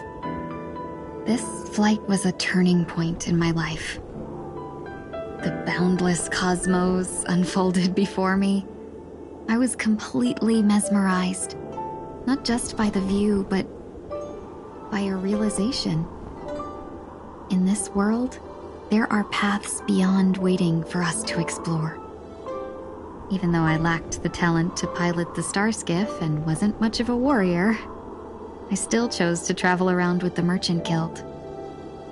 Even to this day, this thrill still courses through me. That hasn't changed? Never. Now I can embark once more on my journey as a traveler of no return, exploring the paths that lie beyond. Speaking of which, how are things with the Whistling Flames? I've left Yan Ming in charge for now. He's reliable, but he can be a bit extreme, and might not always follow your principles as a traveling merchant. My principles. Forsake what others fight for, and take what others abandon. That's the way to navigate the world and achieve my goals. I will continue to uphold my principles. But now I've also learned that while these merchant principles may apply to humans, they falter in the face of the gods. But this shouldn't fall on your shoulders to begin with. You are simply an innocent survivor in this war. Madame Yukong, you were once a survivor in the war too, weren't you?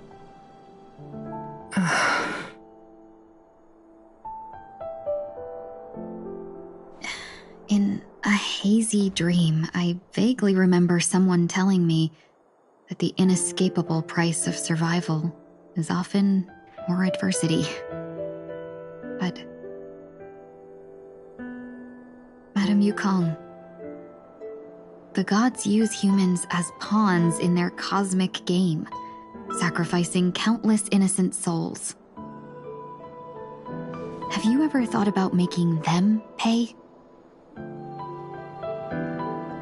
Every moment of every day. But as inconsequential as we are, how can we escape the fate of being mere pawns? If I could choose, I would never want you to become a pawn. I just wish you could still be that carefree little fox, not caught up in this war. Don't be disheartened, Madame Yukong. Thanks to the favor of the Lord Ravager, I've become a player in this game. Remember, it's often the unassuming pawns, the lone traveler, or the worm that subdues the dragon, that leave even the best strategists helpless. So, now I'll become a cunning speck of dust, and make those masterminds behind the curtains sneeze a few times.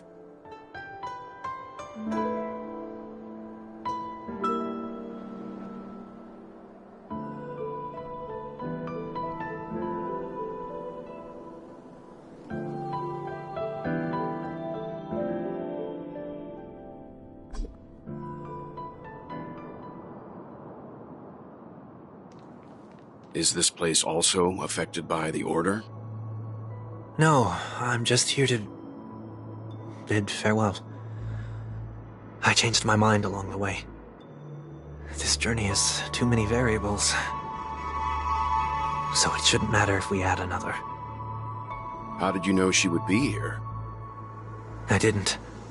I had a hunch and decided to try my luck. It seems I can be lucky sometimes. It's not like you to leave things to luck. I'm trying to change too. I don't think you need a bystander in this scenario. Go on ahead. You're not worried I'll take the opportunity to escape?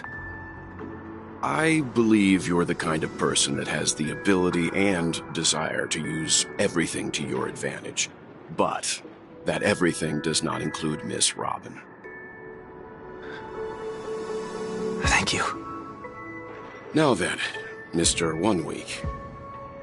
I'm not leaving. No way. Let him stay. He won't be in the way. I actually need 1 week to be there. She shouldn't be seen talking to a fugitive, no matter the circumstances. You don't intend to reveal your true identity to her? Both parties don't have to be aware that this is a farewell. I shouldn't put her at risk for my selfishness. As you wish. Shall we go then?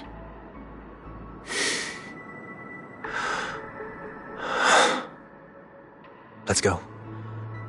Our journey can't begin if I can't take this first step.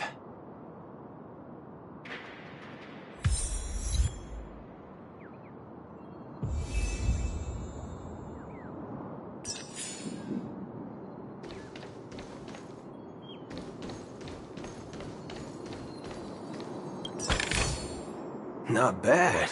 How many credits is this worth?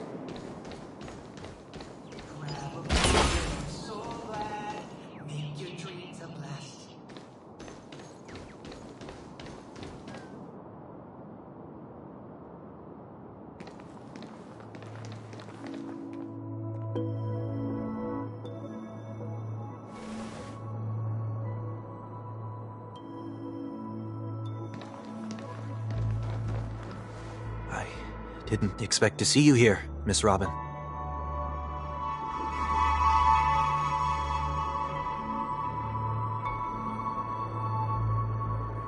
My name is Wanweek. I'm a member of the Nightingale family.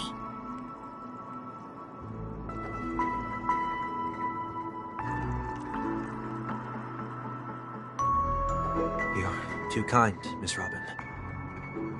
You must be very busy. What brings you here to Dream's Edge?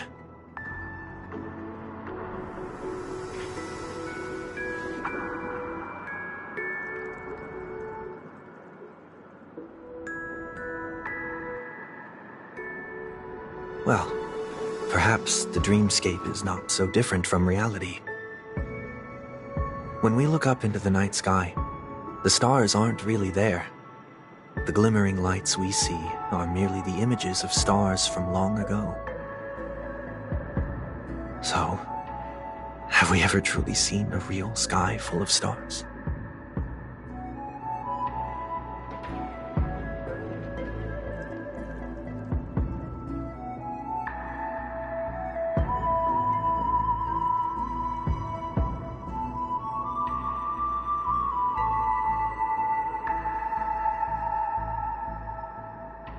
No. Today is my rest day. There's going to be a show later, so I came early to find a good seat. It's somewhere farther away. They say it's a farewell performance. The kind that's better to listen to from afar than watch it performed live.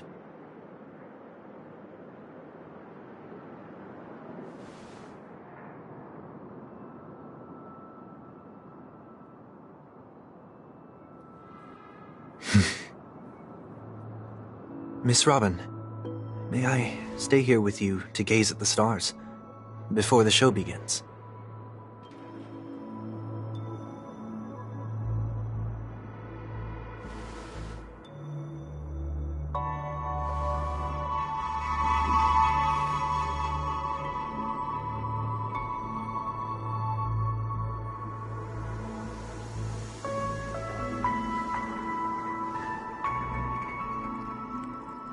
Still, these stars are unfamiliar to me. I don't recognize any of them, and it makes me feel uneasy.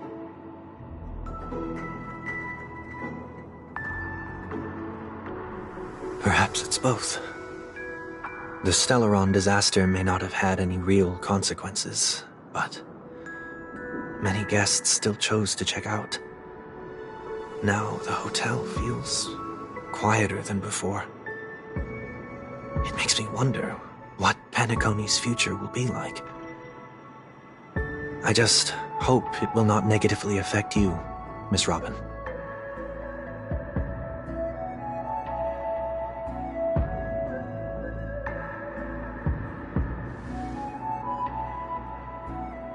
Did the person you wanted to say them to leave?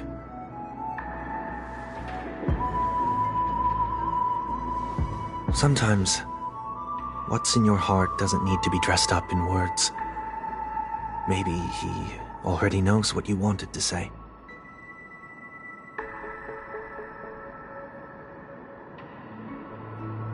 If you don't mind me asking, who is it that you wish to encourage?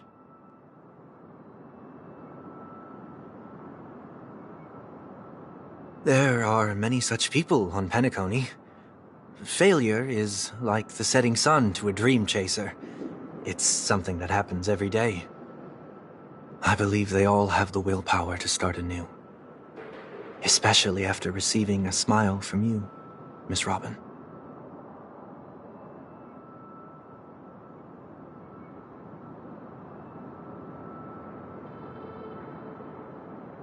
Are you saying that's not true?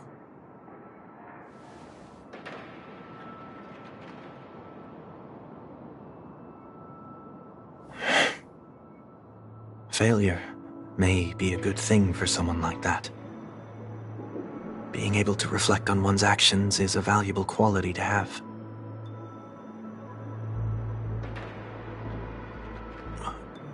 Why is that?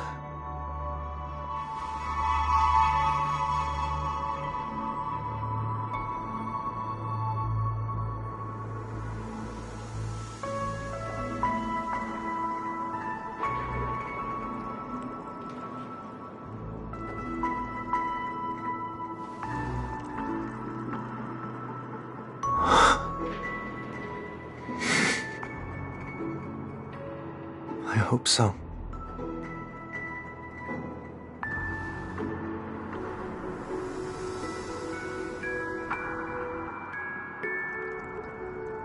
A dream jigsaw. I see. I'll do my best.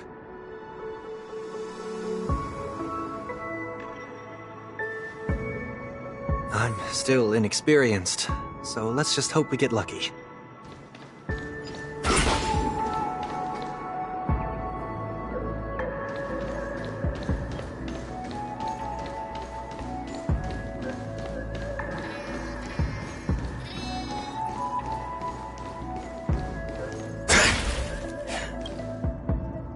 It seems we've been blessed with good fortune today.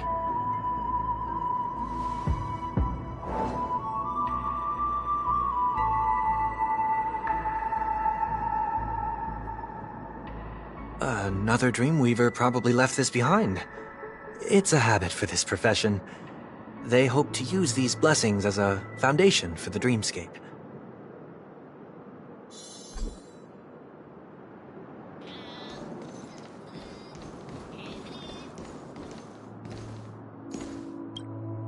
The second jigsaw piece. Is this a pair of wings or a decoration made of feathers?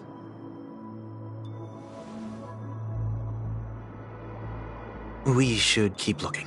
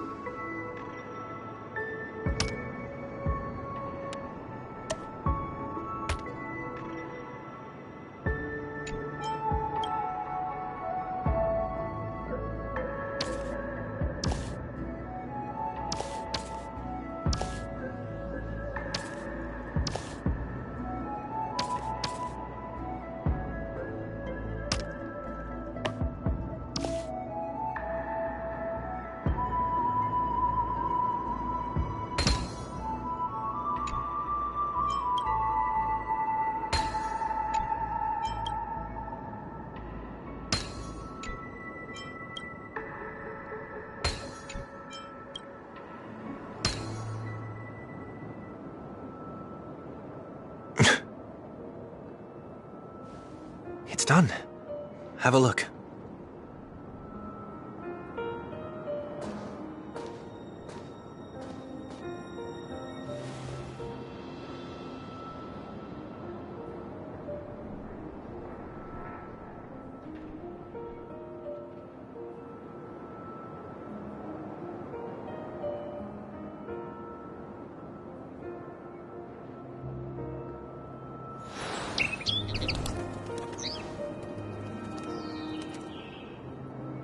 Soon, I shall travel to those unfamiliar stars, none of which I recognize.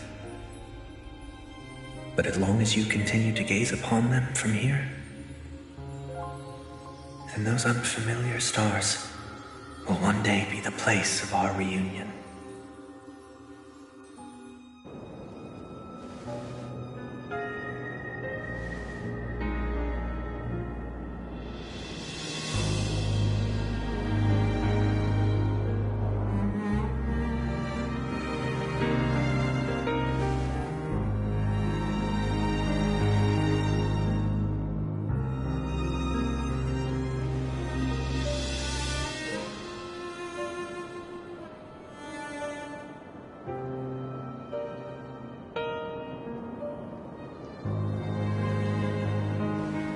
That didn't seem like a perfect goodbye. It's enough. I only meant to stay quietly by her side for a bit. But why did you do those unnecessary things? What things? Those 2 notes. If someone finds them, they can be used as evidence against her. Huh. So you can do whatever you want as many times as you want, but I can't?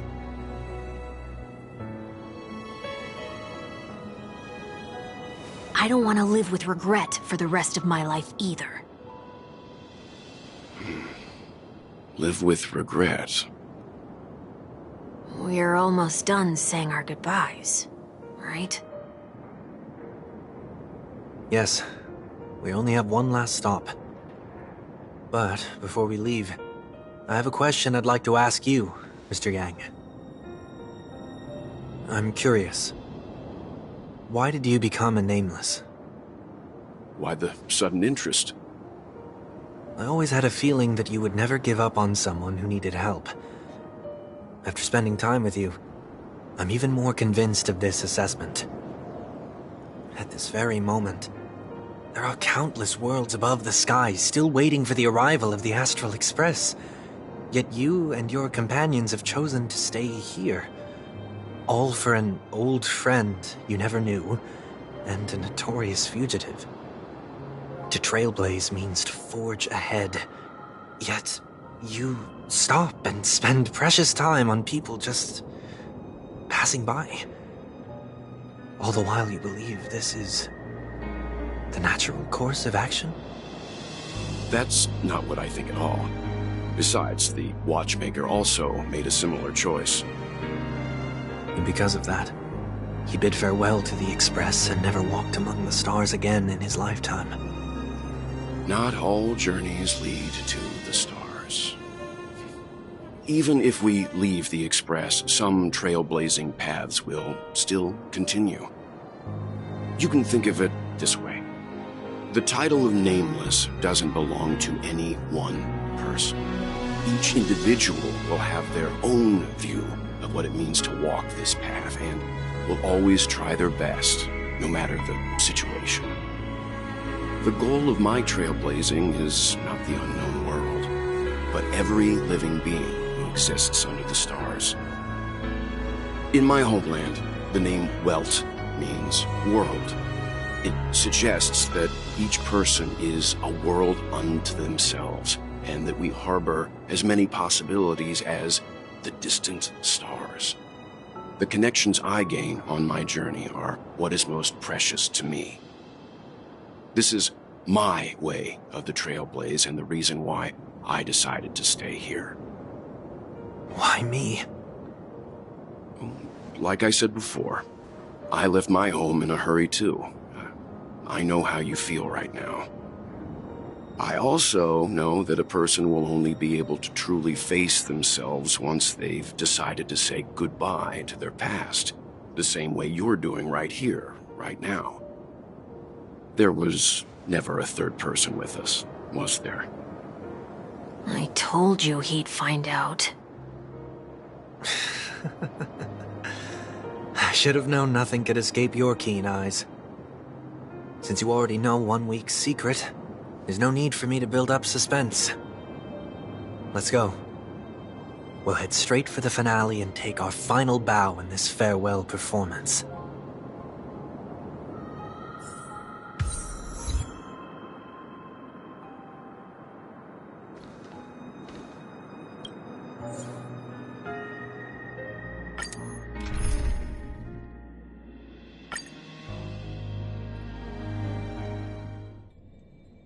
I know you can hide your appearance, but trespassing on restricted family grounds is still a bold move.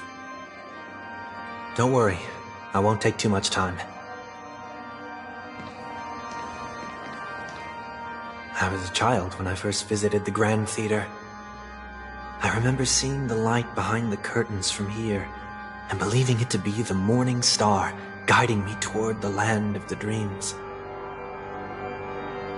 When I returned here many years later as the head of the Oak family, I finally learned that the light was actually a Stellaron. Now that you've returned to the stage, what are you planning to do? Prepare for my departure. I've always believed that a person's starting point should also be his last stop.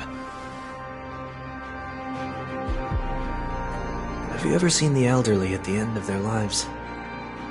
As they welcome their final moments, they invariably raise their hands, stretching their arms into the emptiness.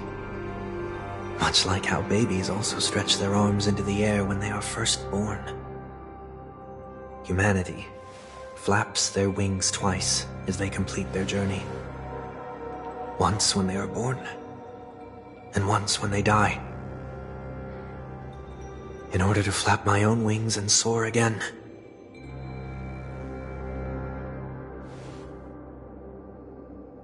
I will say goodbye, here, to the me of yesterday. I really hate this face. My expressions feel so dull and lifeless.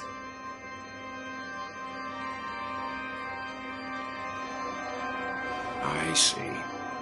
That explains why something always felt off about your appearance. The halo above your head that symbolizes the harmony, it's been missing since the moment we reunited. It's true that this ring was bestowed upon our people by the heavens. But that doesn't mean it can't be thrown away. While I was in the Gallery of Thoughts, at the entrance of the dream, I chose to completely sever the halo from myself. Why? I am a fugitive, after all. I must remove any chance of being detected by the family. Another reason is to feel pain. A pain like falling from the sky with broken wings that can keep me awake. This is how I can cast aside all the blessings of the harmony and the order and, for the first time in my life, enter the sweet dream as an ordinary person. Is that also how Mr. 1 Week came into this world? No. You wouldn't believe the real story even if he told you. He was born from an accident, one that you're actually quite familiar with. It was that try not to laugh challenge. Quite embarrassing, to be honest. I was roaming around as an ordinary person when I unfortunately fell into that Pepeshi's trap. The prank that fragmented Miss Ting-Yun also divided my fragile self into two. Are you saying that he's a part of you? That's quite surprising given that you two look nothing alike. You could say he's another possibility of me. I too was once a child, with aspirations buried deep within. Over time, those childhood voices grew increasingly faint. Maybe if I had made a small change in my childhood, I would have turned out to be exactly like him. What a pity, failing to become a better version of yourself. So, my final farewell will be like that of Miss Ting-Yun. I will perform a tuning on myself and return to my complete form. And this also means that 1 week will vanish for good. That's why I said this was the last stop. Is there a possibility that you will be the one who disappears? No. This is a foregone conclusion. But who's to say there won't be any changes? Maybe deep down, I'm also anticipating this possibility. Regardless of the outcome, you will have a witness. I'll be waiting for you in the audience. Much appreciated.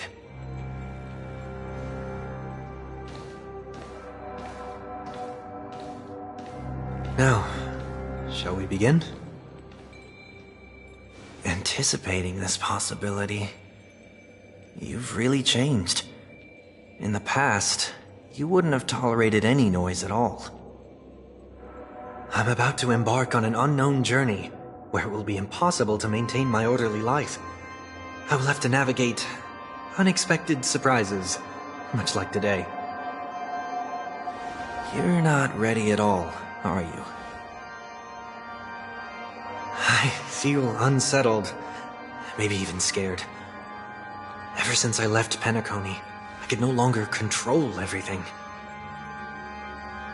Don't flatter yourself. You can't control anything. But isn't that how it is for most people? My fear of the unknown may be a weakness, but your presence has shown me that surprises aren't always bad. Meeting you has been a great help to me, and I'm glad to have discovered this side of myself. I also feel grateful for the opportunity to tell you this in person.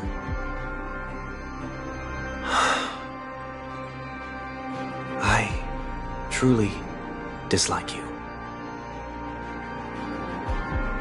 What? Are you sure you didn't mean the opposite? I must admit, many of your qualities strike a chord with me. There are times when I want to joke around, freely express my thoughts, or openly share my dislike of a person.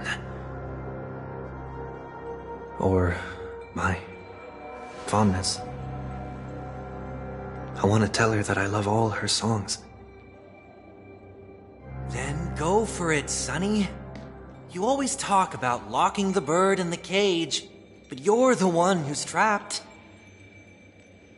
Look at yourself. Besides discipline and hesitation, there's nothing else in your life.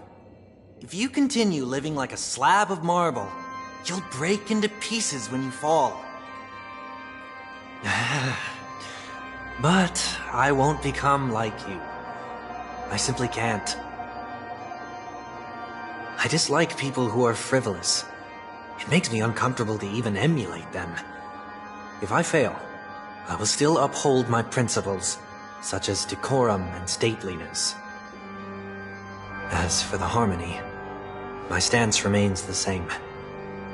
Whether it's you or the paths, if what I once doubted, or even opposed, becomes the force I must rely on in the future, then this time, my true heart will guide the tuning. I'll leave it to you. What is this? Leaving your fate entirely up to a coin flip? This isn't like you at all. Did you lose your mind after being run over by the Express? Or were you possessed by that IPC gambler? Failure is always the best teacher. To save more lives, you must first understand what they live for and what they die for. The best way to achieve this is through personal experience. You see? I'm already starting to make changes. Whether it's us merging or one of us disappearing, I'll leave the tuning to fate. And see if I can embrace all that I detest. Only then will I truly be able to walk among the living, in their world. But what if you can't do it? Well, that's out of my hands. It will just prove that I'm still the same person. The person who always disappoints his sister.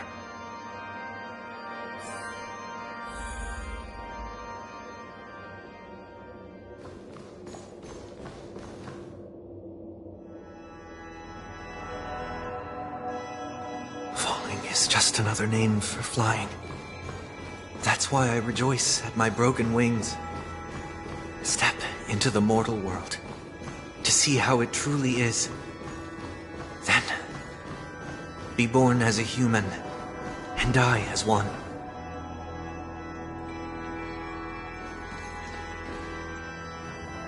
And with my last breath, I'll join the weak in reaching my hands toward the sky.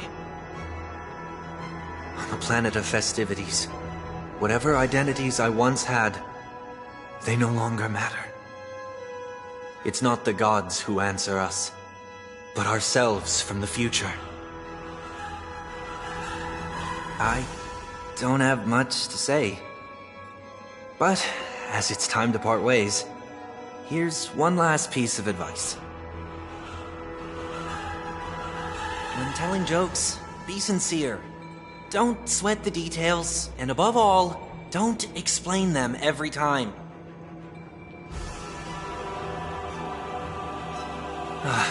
Never mind. Maybe it's better for you not to joke at all. No objections from me. This is so annoying. How did I become so dull?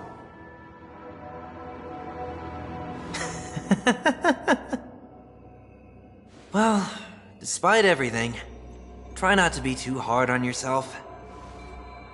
There will always be people who are sad.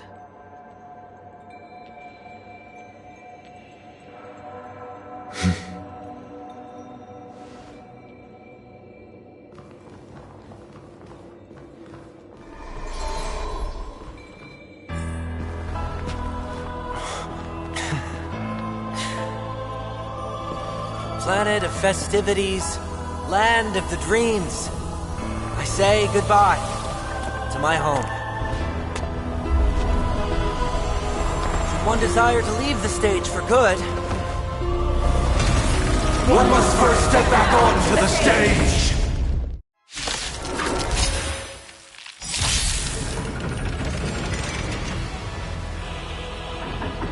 As expected, the trickiest thing is tuning yourself. These dissonant sounds are much too harsh.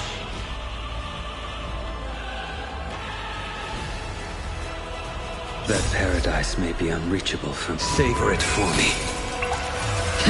Disorderly noise! Bring it on! There's no reasoning with you bunch anymore. Those with the loaded gun, those who did the break.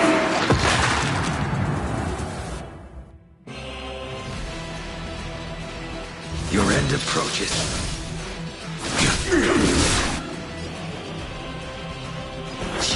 Disorderly noise!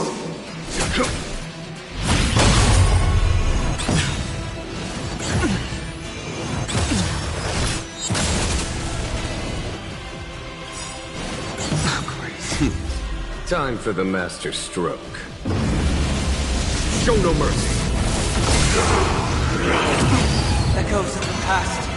You need not fade away. Follow me to the stars. Disorderly noise.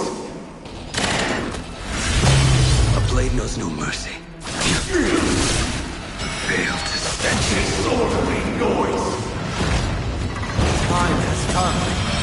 Let it be revealed. Is it inevitable for me? Heaven surge. Break. Uphold the true. Wait, my bullet. Let's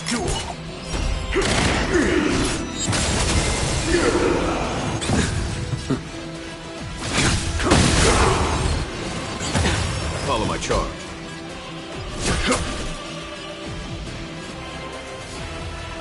Heaven surge. Rise. That it? Eternal prayer.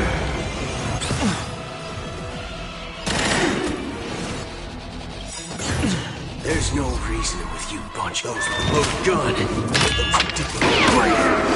I will dispatch you. Noisy and failed to set you. Savor it for me.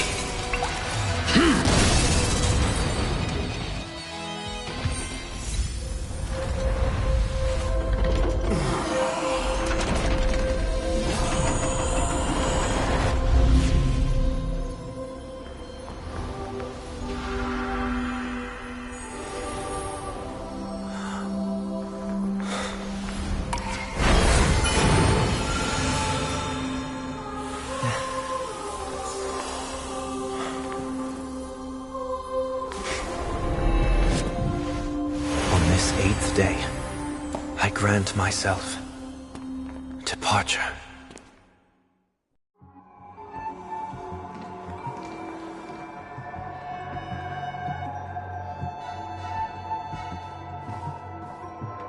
Well, how should I address you now? Mr. Sunday or Mr. One Week? Whichever you prefer. He's probably mocking me from inside right now. Thank you for accompanying me through all this, Mr. Yang. This farewell journey has come to an end. What are your plans after leaving Penacony? At this point, there's no need to hide things from you. I believe there's more to the incident involving the Stellaron on Penacony. Are you suggesting that the Dream Master wasn't the one controlling the Stellaron? Don't worry. The Oak family was indeed behind seizing the Stellaron, and resurrecting the fallen Eon during the Charmony Festival, and you've already defeated them. But Mr. Gopher Wood once told me that all the Order's efforts were aimed at avoiding the same mistakes that the Harmony made. My guess is that the family from the Montour system must be involved. Unfortunately, too much time has passed to verify that. Penacony is just a small territory, and even the family heads with their authority cannot enter the sacred site of the Harmony and inquire about the true will of the Great One. In the worst-case scenario, if Xipe turned a blind eye, how could the strong defending the weak hold up? Mr. Yang, I just want to tell you this. The Harmony has more than one side. They can be the most steadfast ally of the Astral Express, or the most fearsome enemy. Well, thank you for being honest with me. The efforts of the crew on Penacony were driven by the same concern. After all this, the Harmony and the Preservation will keep the situation on the planet of festivities in balance. With the momentum from the Trailblaze, more forces will arrive, and Penacony will become a public space in the cosmos. Freedom is the only answer the Nameless can offer. I'm glad that Penacony needs it. You and I both strive for a peaceful society, even if our reasons are different. And you've gone even further than I have. If not for our paths, perhaps you and I wouldn't be in opposition. Don't sell yourself short. We're not fundamentally opposed. Otherwise, you wouldn't have shown me mercy in front of the Dream Master. This shared journey is my way of repaying you. After all, you are one of my trailblazing goals.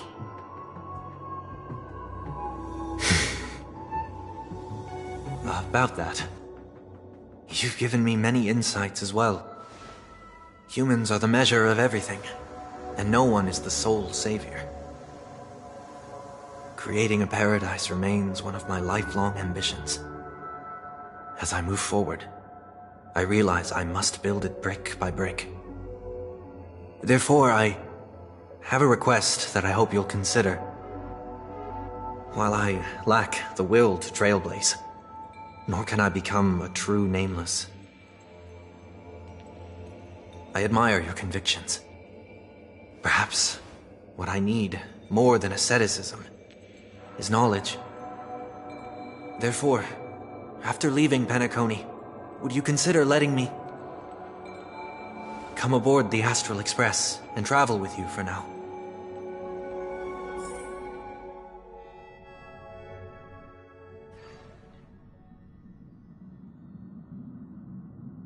So this is why I brought him here.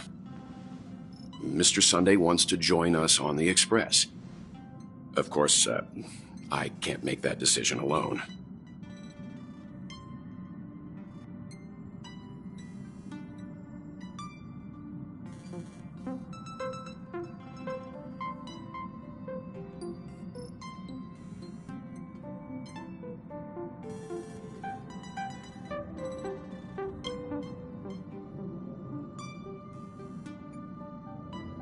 I learn the most valuable lessons from my past opponents. Please, say whatever's on your mind.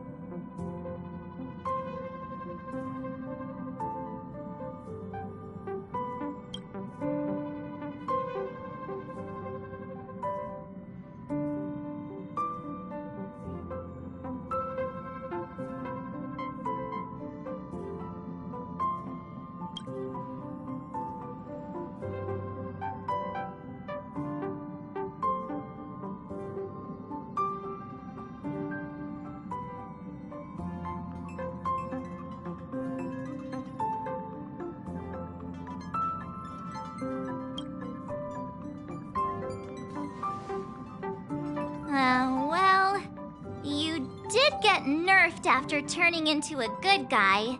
So I guess I'm okay too. Thank you all for your forgiveness. Perhaps I'll find the answer I'm looking for on this journey. And when that day comes, it'll be farewell. Until then, rest assured that I will do my best to fulfill my duty as your companion.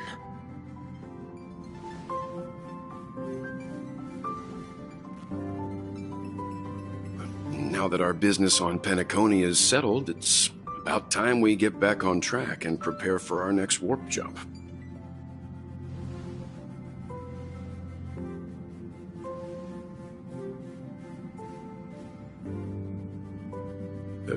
Try?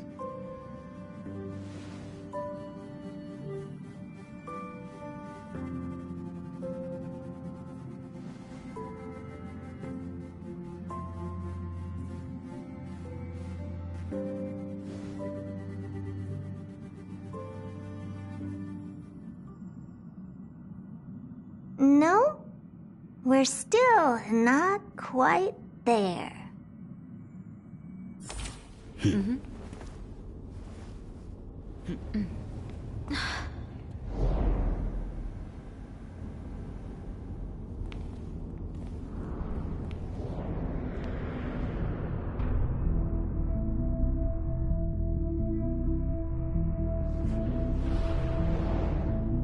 Indeed, this is only a minor ripple that no one will ever notice. So, you must also understand, for a genius, the importance of asking questions outweighs the importance of the answers themselves. So-called magic has its own set of principles. There are no mysteries in this universe that cannot be solved. So,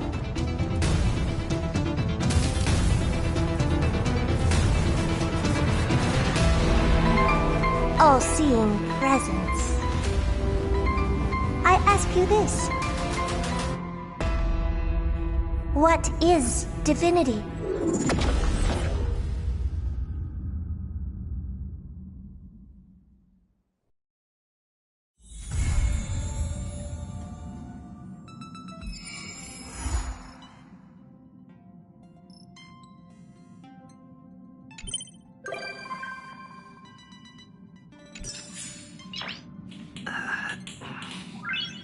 Nice.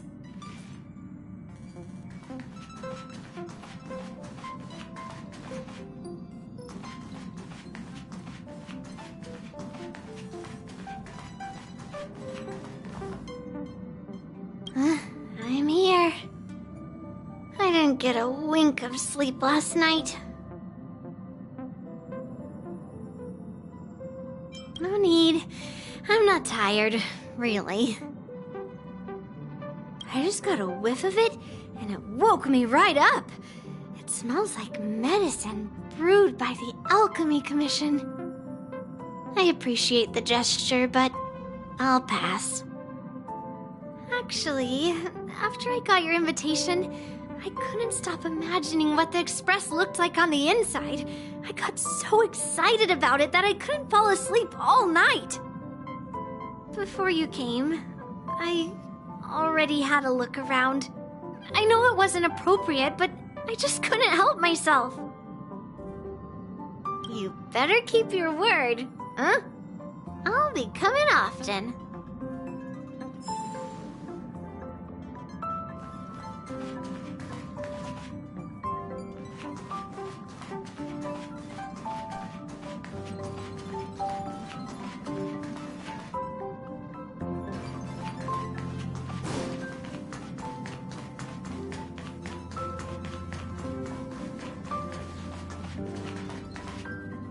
Ah, you're back.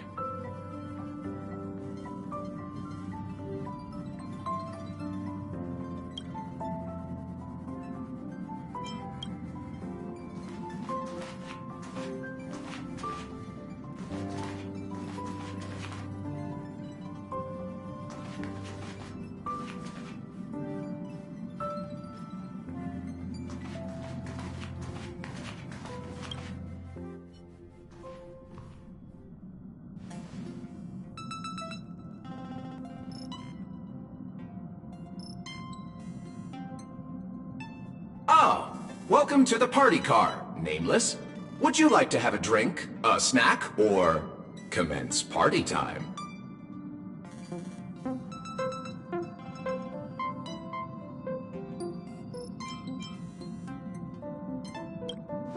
It's party time!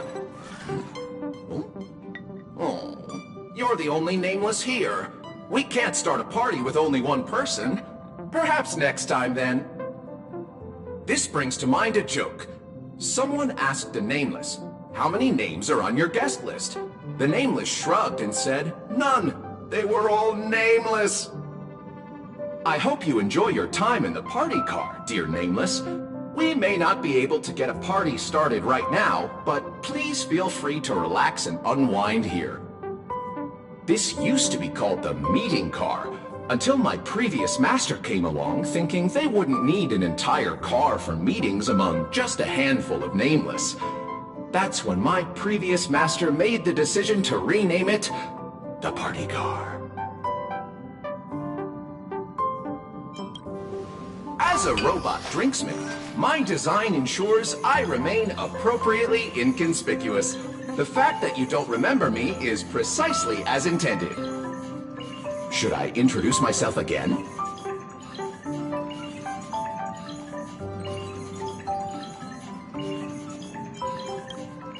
Of course, as you wish. I should mention that the conductor and Miss March 7th went up to your room looking for you a short while ago. Perhaps you should go and see them, to save them the hassle of looking all over the place for you.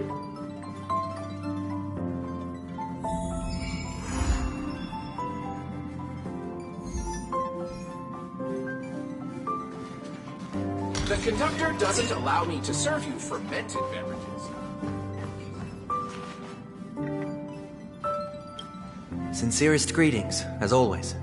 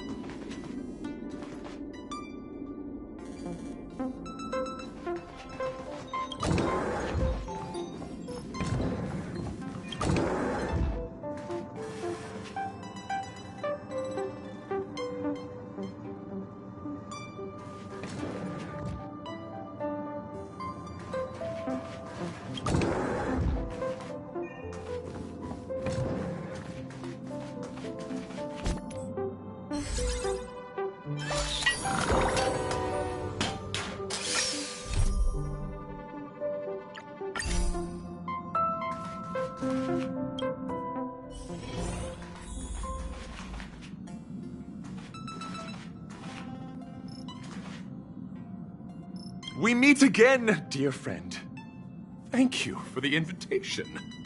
Please allow me to praise your sincere and compassionate soul.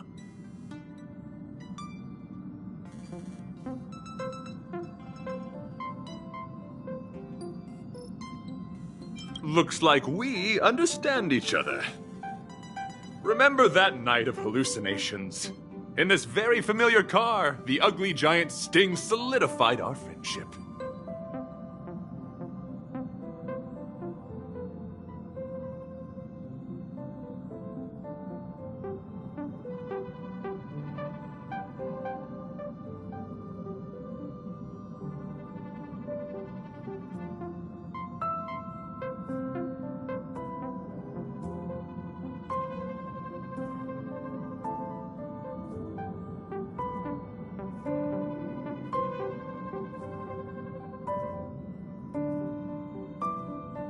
Oh, you mean that bonsai that even thrives in disharmony? What a beautiful, resilient plant, full of vitality. How is it doing? The feeling of boarding the express and seeing everyone again is simply indescribable. My dear friend, please allow me to extend my sincere greetings to the express in a way that only a knight can.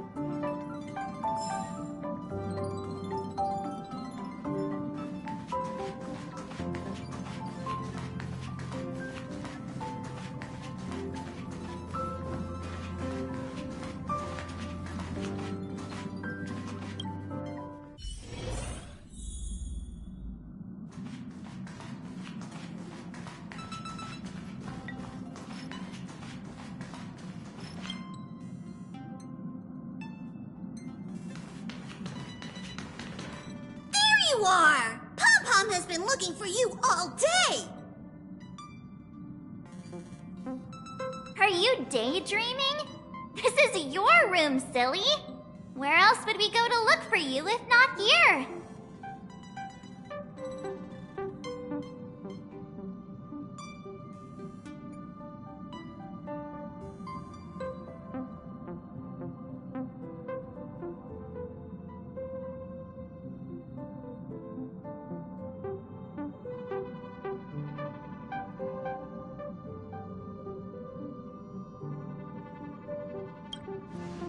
Of course you have one. You're part of the crew.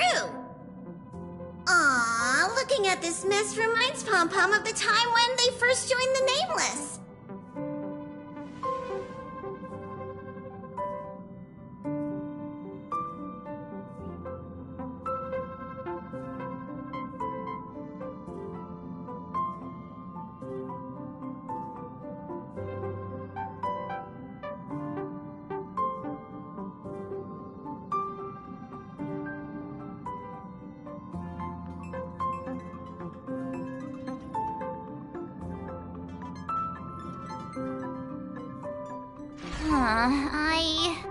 I'd heard noises coming from the ventilation ducts, which made me wonder if something was hiding in there.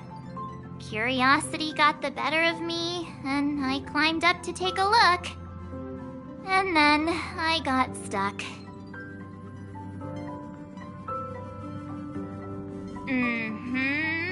I found somebody else stuck in the ducts. Him.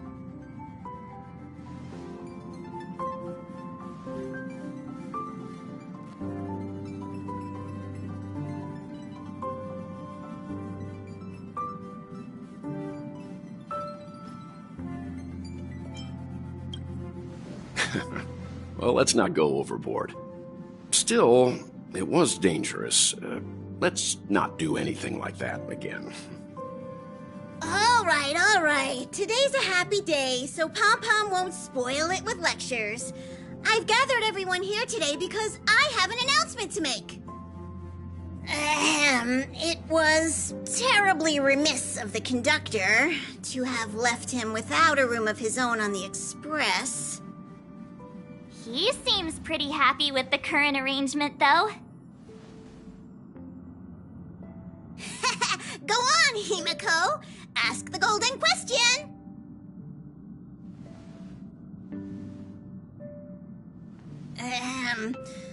Then here goes. Will you join the Astral Express crew as a Nameless?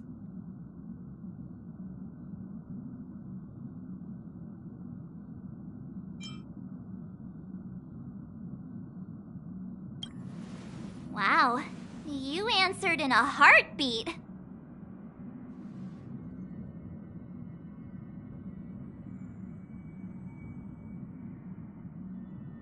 Exploring the far corners of the universe will seem more exciting than just looking out for yourself. You'll step out of your comfort zone to set forth on adventures into uncharted territories.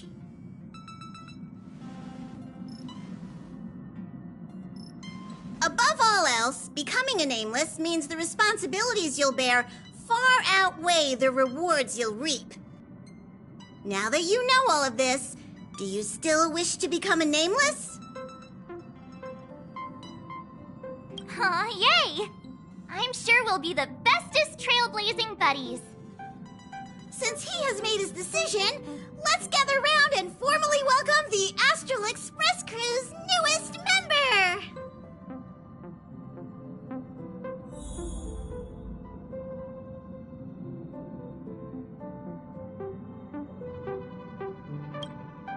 Are you ready for your initiation into the Nameless?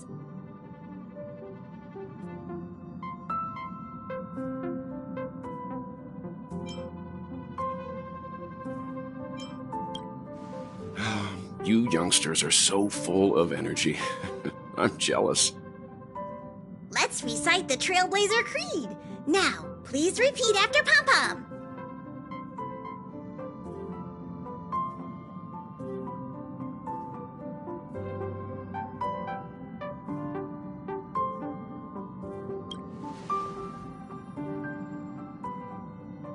One, no matter the ebb and flow of fate, stop staying within the lines. 2, Even in the face of tempestuous seas, we always align. 3. Even if we don't gain the upper hand, we'll fight for right. 4. Even if forgotten by the world, never care a rap for hindsight. 5. No matter how bleak the cosmos may get, let us light the night. 6. Even when there are wheels within wheels, go ahead. May this journey lead us starward. This is kinda cringy. You think we can drop this part of the initiation next time? Hey, March 7th, don't ruin the moment. Ahem, you are now officially a Nameless. Welcome to the crew. All right, let's get back on track. Now that you're a Nameless on the Astral Express, it's only right that you have a room of your own. That's right. Pom-Pom is so glad that he finally has a place of his own. It's just that the current Express has far fewer cars compared to the past. The passenger cabin only has 4 rooms. Well, 3, technically, since Dan Heng has been sleeping in the archives.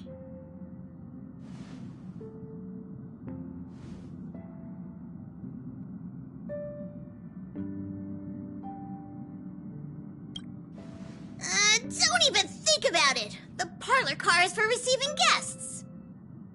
His room doesn't have to be in the passenger cabin, actually. He's right. There's an unused room on the second level of the party car that you can move into. Let's go over and check it out.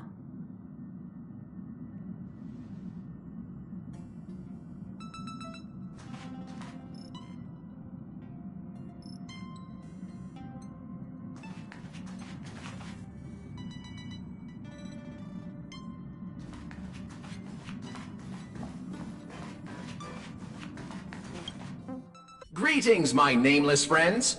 My, look at those sunny smiles. Has something good happened? Don't tell me. Is it finally party time? How about a joke to kick off the party? I have just the one for you. Behold, a night of beauty on this night of beauty. Night and night sound the same. Get it? Ah, homophonous puns. You can't help but laugh, can you?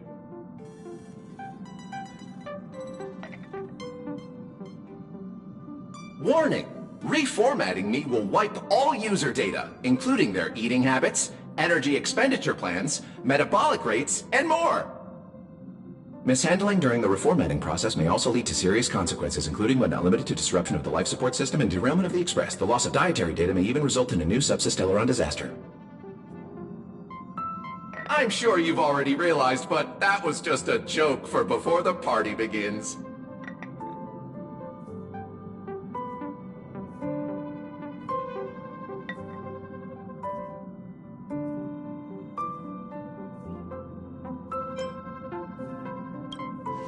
It's party time! I don't think now's the right time for a party. All this excitement really takes Pom-Pom back to the old days, when this car was still known as the meeting car. The passengers would gather here and eagerly debate over their next destination.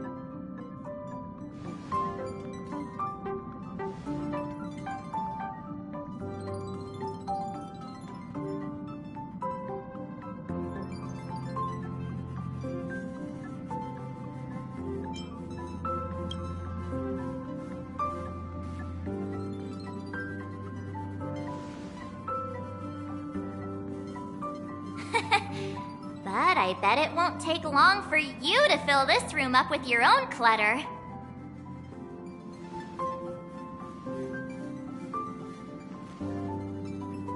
Okay, it's this way. Follow me.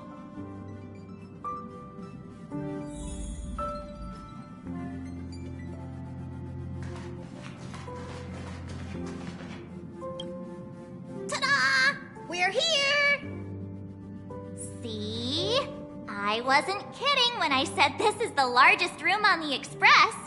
You could even fit a Doomsday Beast in here.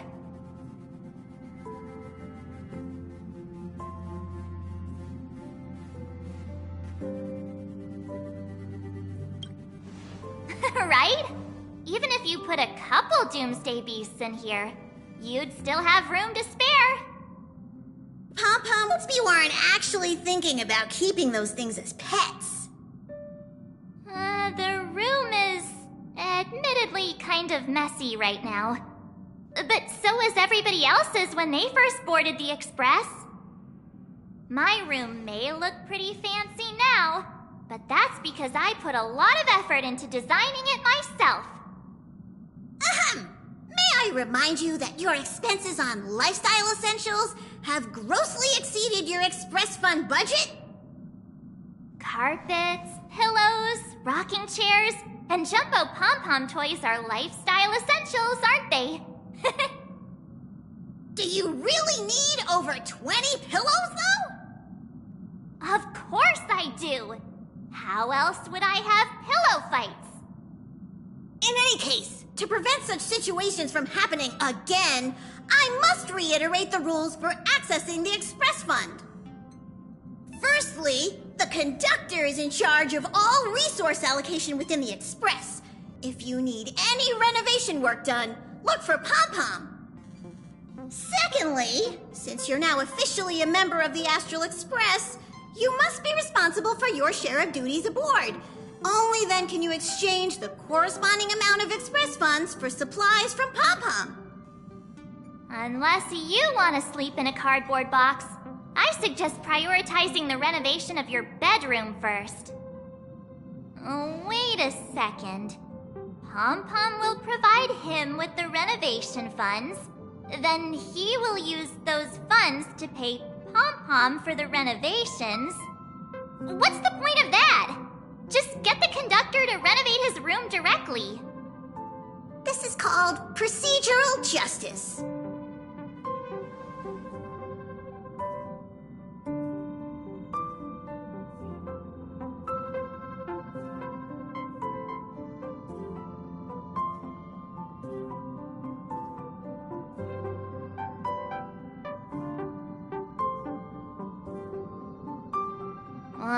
Geez. You sure do love to procrastinate.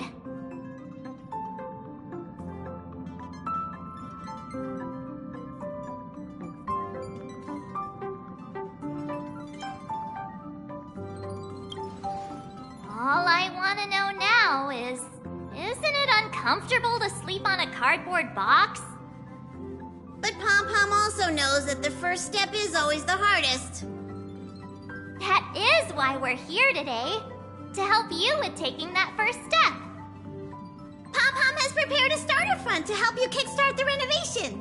You can use it to set up your bedroom.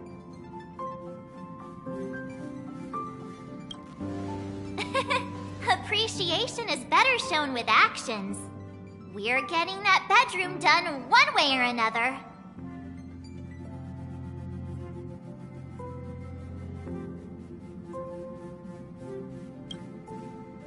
Yay! Let's do this!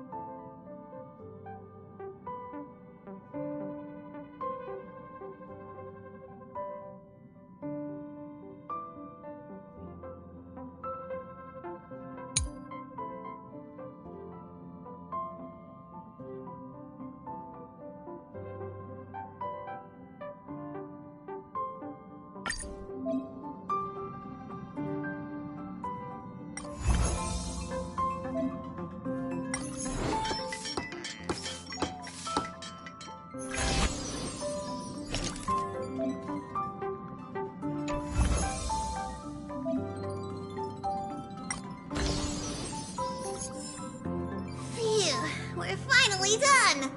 He has finally taken his first step toward completing the renovation of his bedroom! Pom-Pom is so glad! I was worried I might never see this room get completed. One small step for him, one giant leap toward humankind overcoming procrastination. We're still lacking a pillow in here. Although someone who can sleep comfortably on a cardboard box probably doesn't need one. Let's just leave it for now. And get one tomorrow? No can do. If we drag this out till tomorrow, it'll never be done. Wait here. I'll be right back.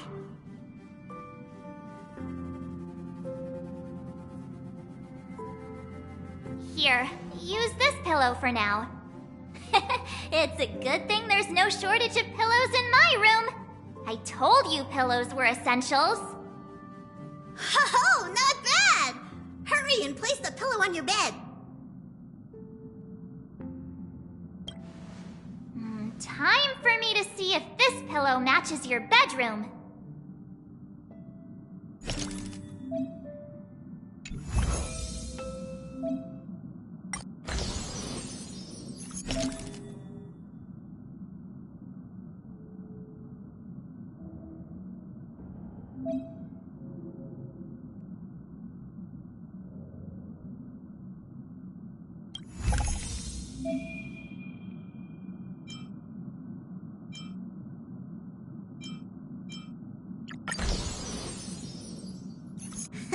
You've done well today. Get an early rest tonight. There's a ton of duties to do tomorrow. You won't slip away this time. It's getting late, so we'll see you later. Sweet dreams.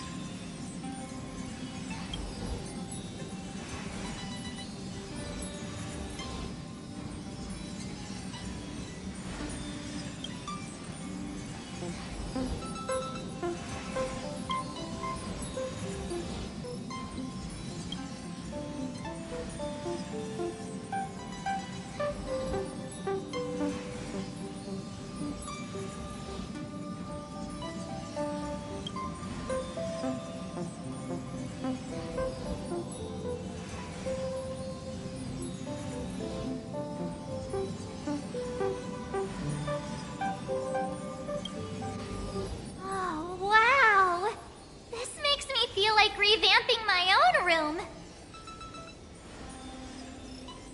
It's so nice seeing this empty space gradually fill up with furniture. A happy occasion like this calls for a celebration.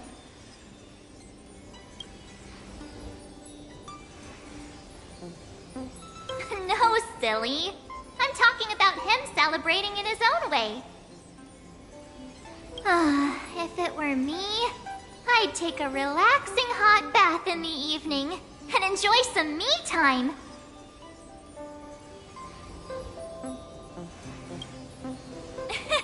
You're talking to the founder of the Astral Express Bath Association, after all. All I know is he deserves to take some time off for himself. Even though your room is set up, you must remember to keep up with your duties.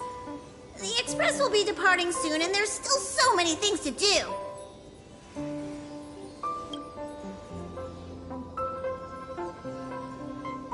Congrats on the new home.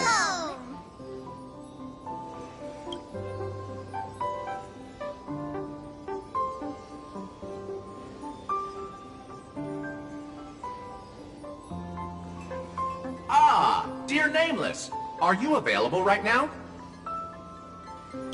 Good evening, my nameless friend. Would you like anything to drink? How about some refreshments? My knowledge base indicates that while late-night snacks may negatively affect one's health, they can also bring great joy. I once knew a young Nameless who was both early to bed and early to rise. He had a regular exercise routine and strictly regulated his caloric intake, rejecting every suggestion that I ever gave him. To him, midnight snacks were no different from poison.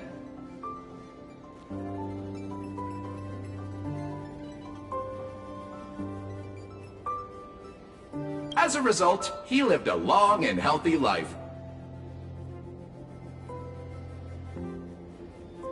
It's quite a tale of caution, is it not, dear Nameless?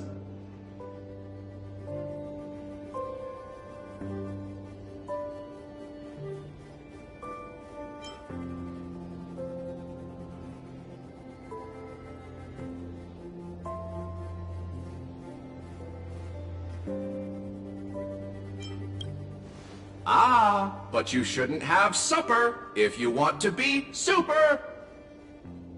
How did you find the joke? Hilarious wordplay, isn't it? You can't help but laugh, can you? But I digress. After hearing about your plans for a good soak, I thought this would make a most suitable gift and wanted you to have it. It's a bar of soap with a storied history.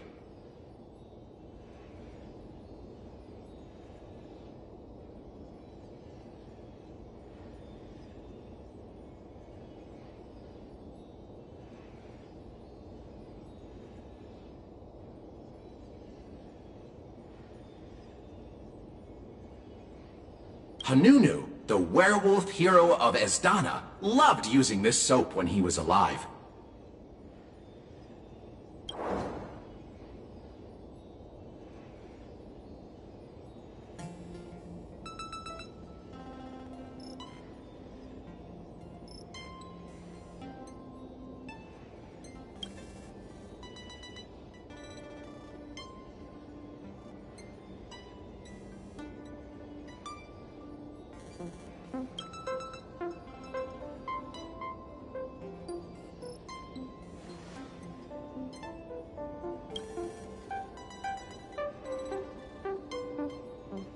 Werewolf fur is a pain to manage, after all.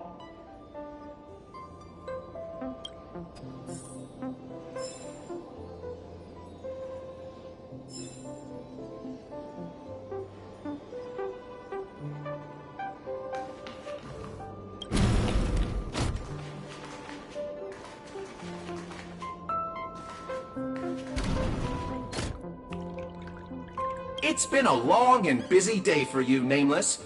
Would you like to take a bath, enjoy a beverage, or listen to another of my jokes first? This world has seen countless nights, and it will see countless more. Among them, countless belong to heroes, countless to the nameless, countless to geniuses, and countless to fools. But tonight belongs only to you, and no one can deprive you of it. The Talk people of Tidora have a blessing they reserve only for their most cherished friends. Nogati come up tonight. It translates to, this night, nothing occurred.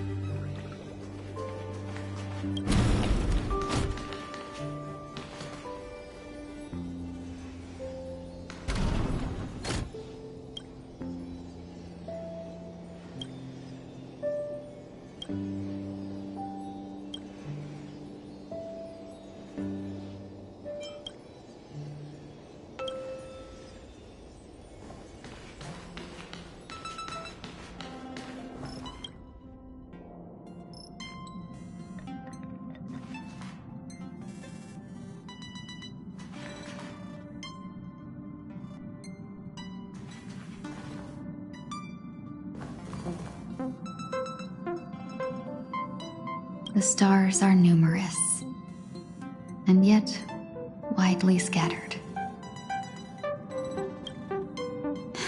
Benefactor, my apologies. I should have immediately greeted everyone as soon as I boarded on this initial visit of mine to the Express, but before I had even taken 2 steps, I became engrossed by the stars outside the windows. Please forgive me.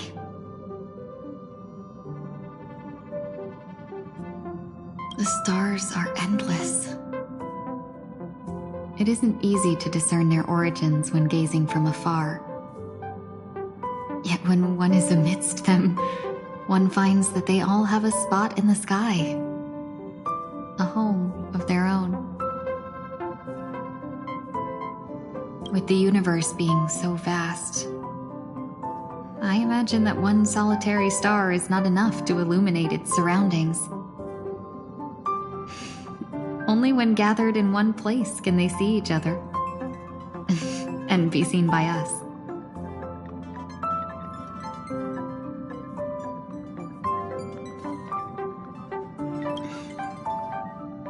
Do you think they only realize that they're stars and capable of radiance after experiencing another's illumination?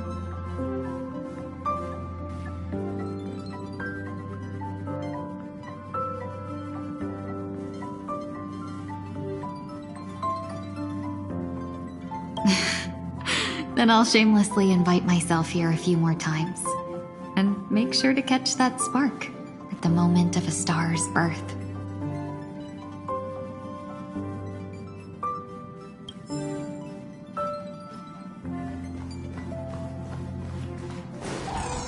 I'm never telling jokes again. The conductor doesn't allow me to serve you fermented beverages. At least, they shouldn't be made aware of it.